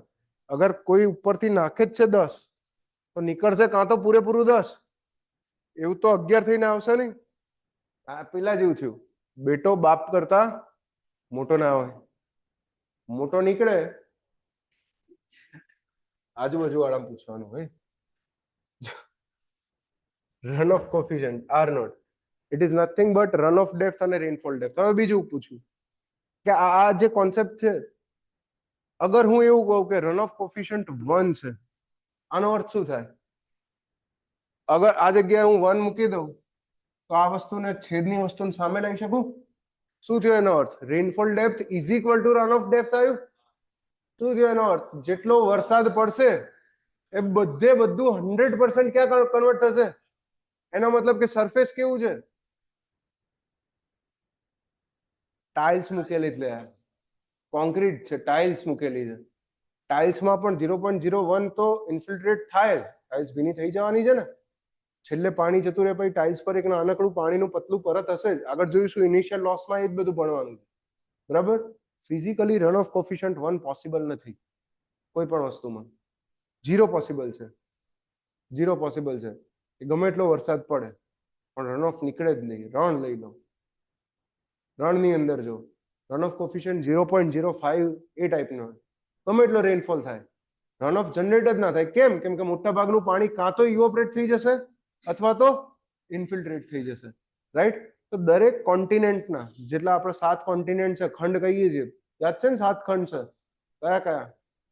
એશિયા, અમેરિકા, યુરોપ, ઉત્તર અમેરિકા, દક્ષિણ અમેરિકા અલગ અલગ, પછી ઓસ્ટ્રેલિયા, એન્ટાર્કટિકા. ઓકે, યાદ છે, મને યાદ છે. Considering the average run off coefficient of all the continents, શું કહે છે? Africa has the smallest value of run off coefficient. આફ્રિકાનો સૌથી નાનો છે. નોર્થ અમેરિકા અને યુરોપનો કોન્ટ્રાક્ટલી, મતલબ નોર્થ અમેરિકા અને યુરોપનો રન ઓફ કોફિશિયન્ટ કેવો છે ભાઈ? સૌથી વધારે. ઊંધું છે એવું નહીં. રન ઓફ કોફિશિયન્ટ ઓછો હોવાનો અર્થ સમજો. અગર એરિયામાં જંગલ વધારે છે, માઉન્ટેનિયસ રીજન કરતા જંગલ ને વેજીટેશન ડેન્સ છે, ખૂબ સારું વેજીટેશન છે, વનસ્પતિ બહુ બધી છે, જંગલનો એરિયા વધારે છે, તો પાણી ફ્લો નહીં કરી શકે, પાણી મૂળિયા વાટે સીધું જમીનમાં ઉતરશે, રાઈટ? તો જે જગ્યાએ લેન્ડ કવરમાં ફોરેસ્ટ કવર વધારે, એનો રન ઓફ કોફિશિયન્ટ ઓછો આવશે. અને જે જગ્યાએ કોન્ક્રીટ કવર વધારે, અર્બનાઇઝેશન થઈ ગયું છે, સિટી છે, કે જ્યાં રોડ રસ્તા બની ગયા છે, પેવ્ડ સરફેસ છે, બધી જગ્યાએ બ્લોક નખાઈ ગયા છે, પાર્કિંગ માટે બ્લોક રાખી દીધા છે, રાઈટ? તો ત્યાંથી રન ઓફ એકદમ ફાસ્ટ જનરેટ થશે. કેમ? કેમ કે જમીનમાં ઉતરવા કઈ બચ્યું જ નથી. એવા એરિયાનો રન ઓફ કોફિશિયન્ટ કેવો હશે? વધારે હશે. ક્લિયર છે? નેક્સ્ટ આવી જાઓ. Application of hydrology in engineering. આ વસ્તુ છે ને, હું તમને હોમવર્કમાં આપું છું આજે. આ આખું એક પેજ એકદમ શાંતિથી ઠંડા મગજ, આપણે ઇંગ્લિશની પ્રેક્ટિસ કરવાની છે ને, વાંચવાની લે ઇંગ્લિશ એમ, એટલે ગુજરાતી દેશી વાંચતા આવડે છે એમ. પેલામાં ઊંધું છે સમજતું, અને દેશી ફાવતું હશે ને તો ઇંગ્લિશ ફાઈ જ જશે એમાં, પણ અહીંયા એનાથી ઊંધું છે એમ, ઇંગ્લિશ મહેનત કરાવડાવશે. Next is world water balance. પહેલા જ પેરેગ્રાફમાં આપણે જોયું હતું કે occurrence, circulation and distribution of water, એને હાઇડ્રોલોજી કહીએ છીએ. વહેંચણી પાણીની કઈ રીતના થયેલી છે, હવે એ જોઈશું, પાણી કઈ રીતે વહેંચાયેલું છે, right? World water balance highlight કરો. 71% of earth surface is covered with water ocean થી ઘેરાયેલું છે 71%. બરાબર.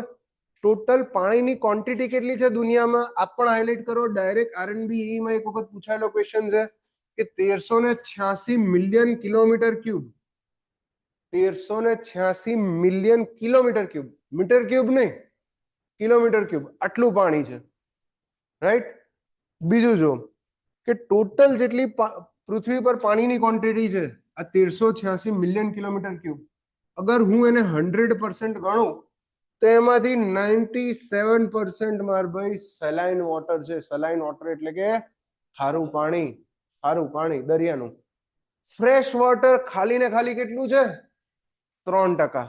તો જેટલું ફ્રેશ વોટર બચ્યું છે, આ જે 3% ફ્રેશ વોટર બચ્યું એ બધા જ ફ્રેશ વોટરને હું અગર 100% ગણી લઉં, આ 3% જે બચ્યું ને, પણ ફ્રેશ તો કહેવાય ને કે 100% ફ્રેશ બચ્યું છે, એ 100% ફ્રેશ માંથી ઓલમોસ્ટ 70% જેટલું પાણી ગ્લેશિયલ્સ અને આઈસ કેપ્સમાં છે. ગ્લેશિયલ્સ અને આઈસ કેપ. ગ્લેશિયલનું ગુજરાતી હિમ નદી થાય. ક્યાંક સાંભળ્યું હોય તો કે ભાઈ જાત્રાએ જાય લોકો ગંગોત્રી યમનોત્રીએ, તો શું છે? ગંગા નદીનું ઓરિજિન સ્થાન છે ગંગોત્રી.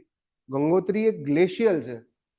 સેમ એ જ રીતે યમનોત્રી પણ ગ્લેશિયલ છે જ્યાંથી યમુના નદીનું ઓરિજિન સ્થાન છે. તો પૃથ્વી પર એવી ઢગલો રિવર્સ છે કે જેનું ઓરિજિન એક ગ્લેશિયલ માંથી છે. ગ્લેશિયલ એટલે કે ત્યાં આગળ આખો બરફની ચાદર જ છવાયેલી હોય, થોડો થોડો બરફ પીગળતો હોય, એમાંથી નાનકડું સ્ટ્રીમ નીકળતું હોય અને ત્યાંથી નદીનું ઓરિજિન થતું હોય. રાઈટ. એ કે છે. અને બીજું આઈસ કેપ્સ. આઈસ કેપ્સ એટલે કઈ આઈસ કેપ્સ? નોર્થ પોલ અને સાઉથ પોલ પર. બરાબર. પેલું આર્કટિક અને બરાબર, આર્કટિક ને એન્ટાર્કટિક. ઉપર આર્કટિક હોય ત્યાં આગળ શું હોય? પોલર બેર. પોલર બેર ખબર ને? તો સફેદ સફેદ કલર ગોલું મોલું આવે એમ. મને જ જોઈ લે પણ સફેદ કલર નો એમ ક્યુટ લાગે થોડો. નીચે શું હોય? હરામી ના લાગે એમ. પેંગ્વિન હોય. કયું પેંગ્વિન? પેલું ચાલતું ચાલતું જતું હતું એ હમણાં 3-4 મહિના પહેલા જ ચાલ્યું હતું એ, યાદ હોય તો. બરાબર. સાઉથ પોલ પર પેંગ્વિન આવશે, એન્ટાર્કટિકા. આ બેઝિક જનરલ નોલેજ ના ક્વેશ્ચન છે. રાઈટ. તો 70%, 68.7 એટલે ઓલમોસ્ટ 70% શું છે ભાઈ? સોલિડ ફોર્મમાં છે. જે પીવા માટેનું 3% પાણી છે, 3% નું પણ 70% પાણી સોલિડ ફોર્મમાં છે જે તમે ડ્રિંક નથી કરી શકવાના. બાકીનું બચ્યું એમાંથી 30% જેવું ઓલમોસ્ટ ગ્રાઉન્ડ વોટર છે. નદીની અંદર પાણી ગણો, સરફેસ વોટર 0.3% જેટલું છે.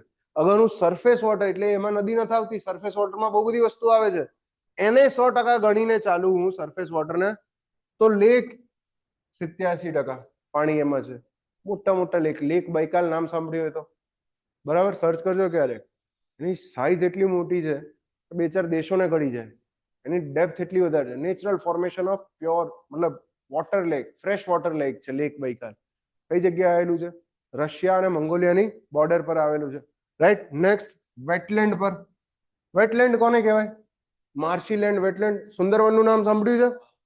ત્યાં આગળ શું થાય? મેંગ્રુવ્સ થાય. જ્યારે નદી દરિયાને મળે તો ત્યાં મુખ ત્રિકોણનો પ્રદેશ મળે. આવું એ સાંભળ્યું છે ને? તો એ જગ્યાએ જે જમીન હોય એ જમીન માર્શી લેન્ડ થઈ ગઈ હોય, વેટલેન્ડ થઈ ગઈ હોય. અને એ જગ્યાએ મોટે ભાગે નદીઓના કારણે ફ્રેશ વોટર હોય. હજી દરિયો શરૂ ના થયો હોય, ટાઇડના કારણે ખાલી પ્લસ માઇનસ થતું હોય. અને ત્યાં આગળ શું હોય? મેંગ્રુવ્સ હોય. મેંગ્રુવ્સ આઈડિયા ખરો ને કોને કહેવાય? Okay, good. Next is river. નદીની અંદર 2% જેવું પાણી છે. હવે આ બધામાંથી ક્વેશ્ચન કયો નીકળે છે? તો એક ક્વેશ્ચન ઓલરેડી નીકળેલો મેં તમને કહી દીધો આગળ, કે ટોટલ અર્થ પર વોટરની ક્વોન્ટિટી કેટલી છે? 1386 મિલિયન કિલોમીટર ક્યુબ. બીજો એક ક્વેશ્ચન એવો નીકળ્યો હતો કે અર્થ પર જેટલું ફ્રેશ વોટર છે એમાંથી કેટલા ટકા લિક્વિડ ફોર્મમાં છે? જેટલું ફ્રેશ વોટર છે એમાંથી કેટલા ટકા લિક્વિડ ફોર્મમાં છે? ગ્રાઉન્ડ વોટર લિક્વિડ ફોર્મમાં જોઈ લે, ઓલમોસ્ટ 30% કહીએ કઈ. 70% અગર આઈસ કેપ ને ગ્લેશિયલ છે એટલે આ કયા ફોર્મમાં થઈ ગયું? સોલિડ ફોર્મમાં થયું. 30% કહેવાય ને? બસ 30% જ આન્સર આવેલો. લગભગ નીચે એક એમસીક્યુ લખેલો છે. યસ, આ લખ્યું. The percentage of total quantity of fresh water in the world available in liquid form. Fresh water ના કેટલા ટકા લિક્વિડ ફોર્મમાં અવેલેબલ છે? તો કેટલા ટકા અવેલેબલ છે ભાઈ? 30% જેટલા અવેલેબલ છે. રાઈટ. આ ક્વેશ્ચન નીકળ્યો હતો એક વખત, આવ્યો હતો લગભગ. હા હતો. નેક્સ્ટ જોઈ લો.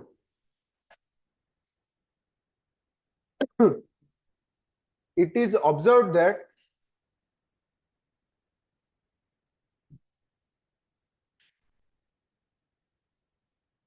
it is observed that over the oceans about 9% more water evaporates than that falls back as precipitation. Highlight કરો આ લાઈન, સેન્ટેન્સ માં પૂછે છે.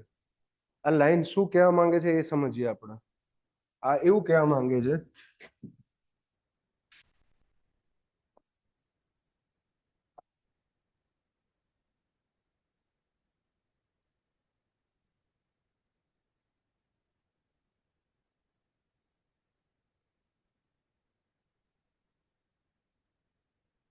એક સાઈડ ઓશિયન ને બીજી સાઈડ લેન્ડ બતાવી દીધી છે. શું કે છે? It is observed that over the ocean about 9% more water evaporates than that falls back as precipitation. મતલબ જેટલો વરસાદ પડે છે એવું નથી કે વરસાદ ખાલી જમીન પર પડવાનો છે, વરસાદ દરિયા પર પણ પડવાનો છે. 71% દરિયો જ છે. તમે ત્યાં માપવા કે જોવા નથી જવાના કેટલો વરસાદ ક્યાં પડે, દરિયા પર બી વરસાદ પડવાનો છે. તો એવું કે છે કે અગર અહીંથી 100% જેટલું ઓવર ધ ઓશન 9% મોર લખ્યું ને, ઊંધું કરી દઈએ. બરોબર. હા, અગર અહીંયા આગળ 100% જેટલો રેનફોલ થાય છે, પ્રેસિપિટેશન, વરસાદ અહીંયા 100% જેટલો થાય છે, તો દરિયા પરથી પાણી ઇવોપરેટ થયું હશે 109%, 109%. એનો અર્થ કે બાકીનું 9% ક્યાં ગયું હશે? જમીન પર વરસાદ પડશે ને ભાઈ. અહીંયા શું કીધું છે? દરિયા પર અગર 100% વરસાદ પડે છે, this is observed that over the oceans, દરિયા પર about 9% more water evaporates than that falls back as precipitation. મતલબ અગર 100% જેટલું પ્રેસિપિટેશન દરિયા પર થાય છે, તો એના 9% વધારે શું થશે? ઇવોપરેશન થશે. મતલબ દરિયામાંથી ઇવોપરેશન નો રેટ વધારે છે. કેમ વધારે છે? કેમ કે ભાઈ 100% પાછું આવે છે, પણ બાકીનું 9% લેન્ડ પર એઝ અ પ્રેસિપિટેશન પહોંચે છે. અને આ જ પાણી અલ્ટિમેટલી લેન્ડ માંથી જમીન વાટે થઈને, રન ઓફ વાટે થઈને ક્યાં જશે? દરિયામાં જશે. અથવા ગ્રાઉન્ડ વોટરમાં એન્ટર થઈને ગ્રાઉન્ડ વોટર ફ્લો વાટે થઈને ક્યાં જશે? દરિયાની અંદર જશે. રાઈટ? તો આ બેઝિક એમસીક્યુ એક પૂછે છે, એના માટે સેન્ટેન્સ લખેલું છે. નેક્સ્ટ પોઈન્ટ છે આપણો રેસિડન્સ ટાઈમ. આગળ એક કોન્સેપ્ટ હતો એસ્પેક્ટ્સ ઓફ હાઇડ્રોલોજીકલ સાયકલ. એની અંદર લખેલું હતું કે કયા એસ્પેક્ટ હતા. એક તો કે પાણીનું ટ્રાન્સપોર્ટેશન થાય છે, બીજું પાણીનું ટેમ્પરરી સ્ટોરેજ થાય છે. એક્ઝેક્ટલી. હવે આપણે એ સમજશું કે પાણીનું ટેમ્પરરી સ્ટોરેજ કેટલા ટાઈમ માટે થાય છે. ફોર એક્ઝામ્પલ, અહીંયા લખ્યું છે the average duration of particle of water to pass through a phase of hydrological cycle. વોટરના પાર્ટિકલને હાઇડ્રોલોજીકલ સાયકલના એક ફેઝમાંથી પાસ થવા માટે કેટલો ટાઈમ લાગે છે. મતલબ વોટરનું ડ્રોપલેટ જસ્ટ હાલ ઇવોપરેટ થયું તો મોઇશ્ચર તરીકે એટમોસ્ફિયરમાં ઓન એન એવરેજ કેટલો ટાઈમ રહેવાનું છે, એને રેસિડન્સ ટાઈમ કહીશ. રેસિડન્સ ટાઈમ કેટલા ટાઈમ સુધી પાણીનું ડ્રોપલેટ એ જ ફેઝમાં રહે છે. અગર હું એવું કહું કે વોટરનું ડ્રોપલેટનું પ્રેસિપિટેશન થયું, વરસાદ પડી ગયો, તો પાણીનું ડ્રોપલેટ ક્યાં આવશે? જમીન પર આવશે, સરફેસ ફ્લોમાં આવશે. તો સરફેસ ફ્લોમાં નદીઓમાં ઓન એન એવરેજ કેટલો ટાઈમ રહે છે? કેમ કે નદીઓમાંથી અલ્ટિમેટલી બે વસ્તુ થઈ શકે પાણીના ડ્રોપલેટ પાસે, કાં તો જમીનમાં એન્ટર થઈ જાય અથવા દરિયામાં ઘૂસી જાય. બે ઓપ્શન છે. રાઈટ? અગર વોટરનું ડ્રોપલેટ દરિયામાં ઘૂસ્યું તો દરિયામાંથી બહાર નીકળતા, એટલે કે બહાર નીકળવાનો એક જ ઓપ્શન છે, દરિયામાંથી બહાર નીકળવાનો. શું ઓપ્શન છે? ઇવોપરેશન. ઇવોપરેટ થતા ઓન એન એવરેજ કેટલો ટાઈમ લાગશે? અગર વોટરનું ડ્રોપલેટ જમીનમાં ગયું ઇન્ફિલ્ટ્રેટ થઈને, તો આ ગ્રાઉન્ડ વોટરમાંથી બહાર નીકળતા ઓન એન એવરેજ કેટલો ટાઈમ લાગશે? બે જ ઓપ્શન છે બહાર નીકળવાનો. કાં તો ભાઈ તમે પંપ કરીને બહાર નીકાળો જે રેર છે, અથવા તો શું થાય? છેલ્લે દરિયાની અંદર જતું રહે ગ્રાઉન્ડ વોટરના સ્લોપના કારણે. રાઈટ? તો residence time is an average time. મતલબ દરેક ડ્રોપલેટનો ટાઈમ અલગ અલગ હશે. કોઈક ડ્રોપલેટ 10 દિવસ રહ્યું એટમોસ્ફિયરમાં, કોઈક તો હજી હાલ ઇવોપરેટ થયું, હાલને હાલ જ પાછું આવી ગયું, ના મને ઘરની યાદ આવી. બરાબર? અલગ અલગ ટાઈમ હોય ને ભાઈ. અહીંયા કોઈ ના સેટ થાય ભાઈ. ઘણા આવે ફોર્મમાં આવી ગયા તૈયારી કરવા માટે ગાંધીનગર, કોલેજે ઘેર રહીને કરી હોય, બરાબર, ગરમ રોટલી સિવાય ખાધું ના હોય કઈ, અઠવાડિયામાં એવા ને એવા પાછા ઠેરા, મમ્મી વગર નહીં ફાવતું. બધી જગ્યાએ મમ્મી ના આવે. રેસિડન્સ ટાઈમ, તો આ વસ્તુને રેસિડન્સ ટાઈમ કહેવાય. રાઈટ?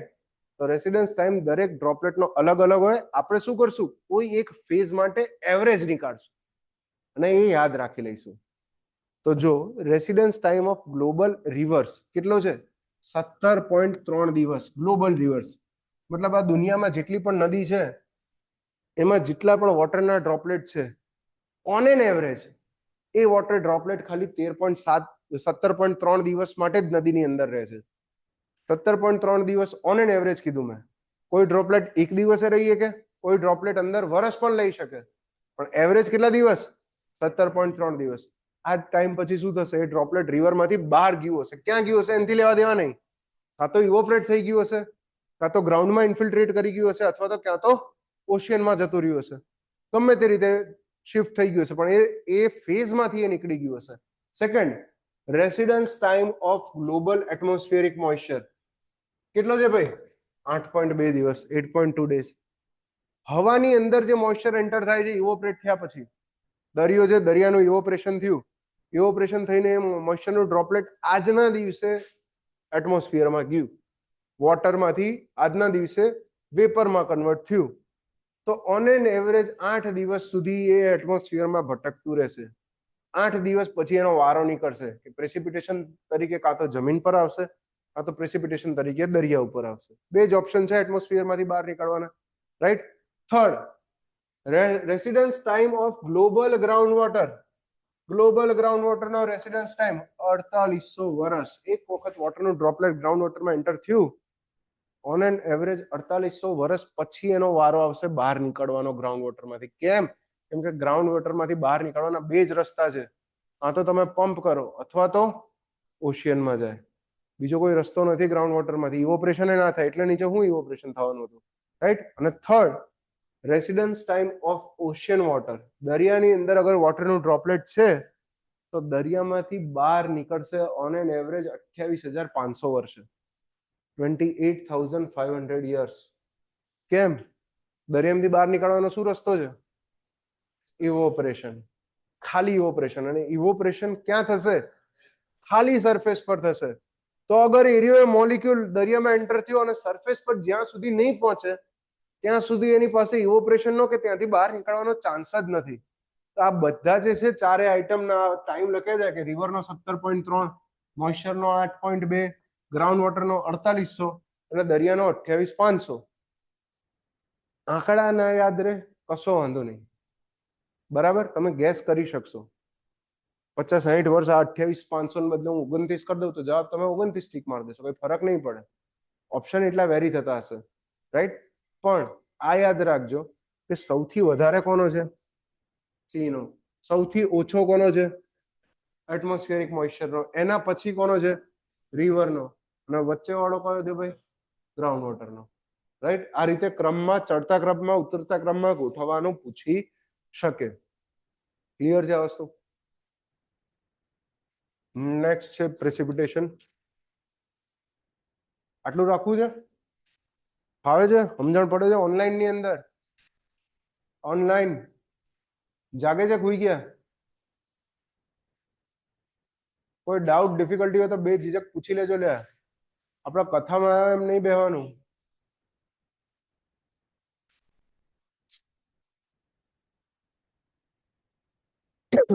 ઓકે, તો આજે આટલું રાખીએ, બરાબર? અને આવતીકાલે આટલા વાગે જ મળીએ, 8 વાગે જ મળીએ. પરફેક્ટ ટાઈમ છે આજે. 8. એક જ બે દાડા પછી ચેન્જ કરશું ઈચ્છા થશે તો, બરાબર? આજે જેટલું વાંચ્યું શિટ, કઈ વાંધો નહીં. આજે જેટલું વાંચ્યું તમે, બરાબર છે? મતલબ જેટલું ભણાયું એ મહેરબાની કરીને આવતીકાલે વાંચીને આવજો ક્લાસમાં. આવતીકાલે આજે જેટલું કરાયું એટલું વાંચીને આવજો, કેમ કે એમસીક્યુ આજે એકે નથી આપવા. ઇન્ટ્રોડક્શનમાં બહુ છેટા જેવા એમસીક્યુ છે, 5 છે. એમ શું કરવાના લઈને એમસીક્યુ લઈને ગણાઈ દીધા તમને મેં, બરાબર છે? એટલે એ લોડ ના લેતા તમે. એમસીક્યુ સાથે કરશું પહેલા બીજા ચેપ્ટરના. પ્રેસિપિટેશન પતશે ને પછી સાથે કરશું, સોલ્વ બી કરશું ક્લાસની અંદર. તો આજે આટલું રાખીએ ભાઈ. રેકોર્ડિંગ ક્યાંય બંધ થાય છે? Thank you very much. જય હિન્દ, જય ભારત.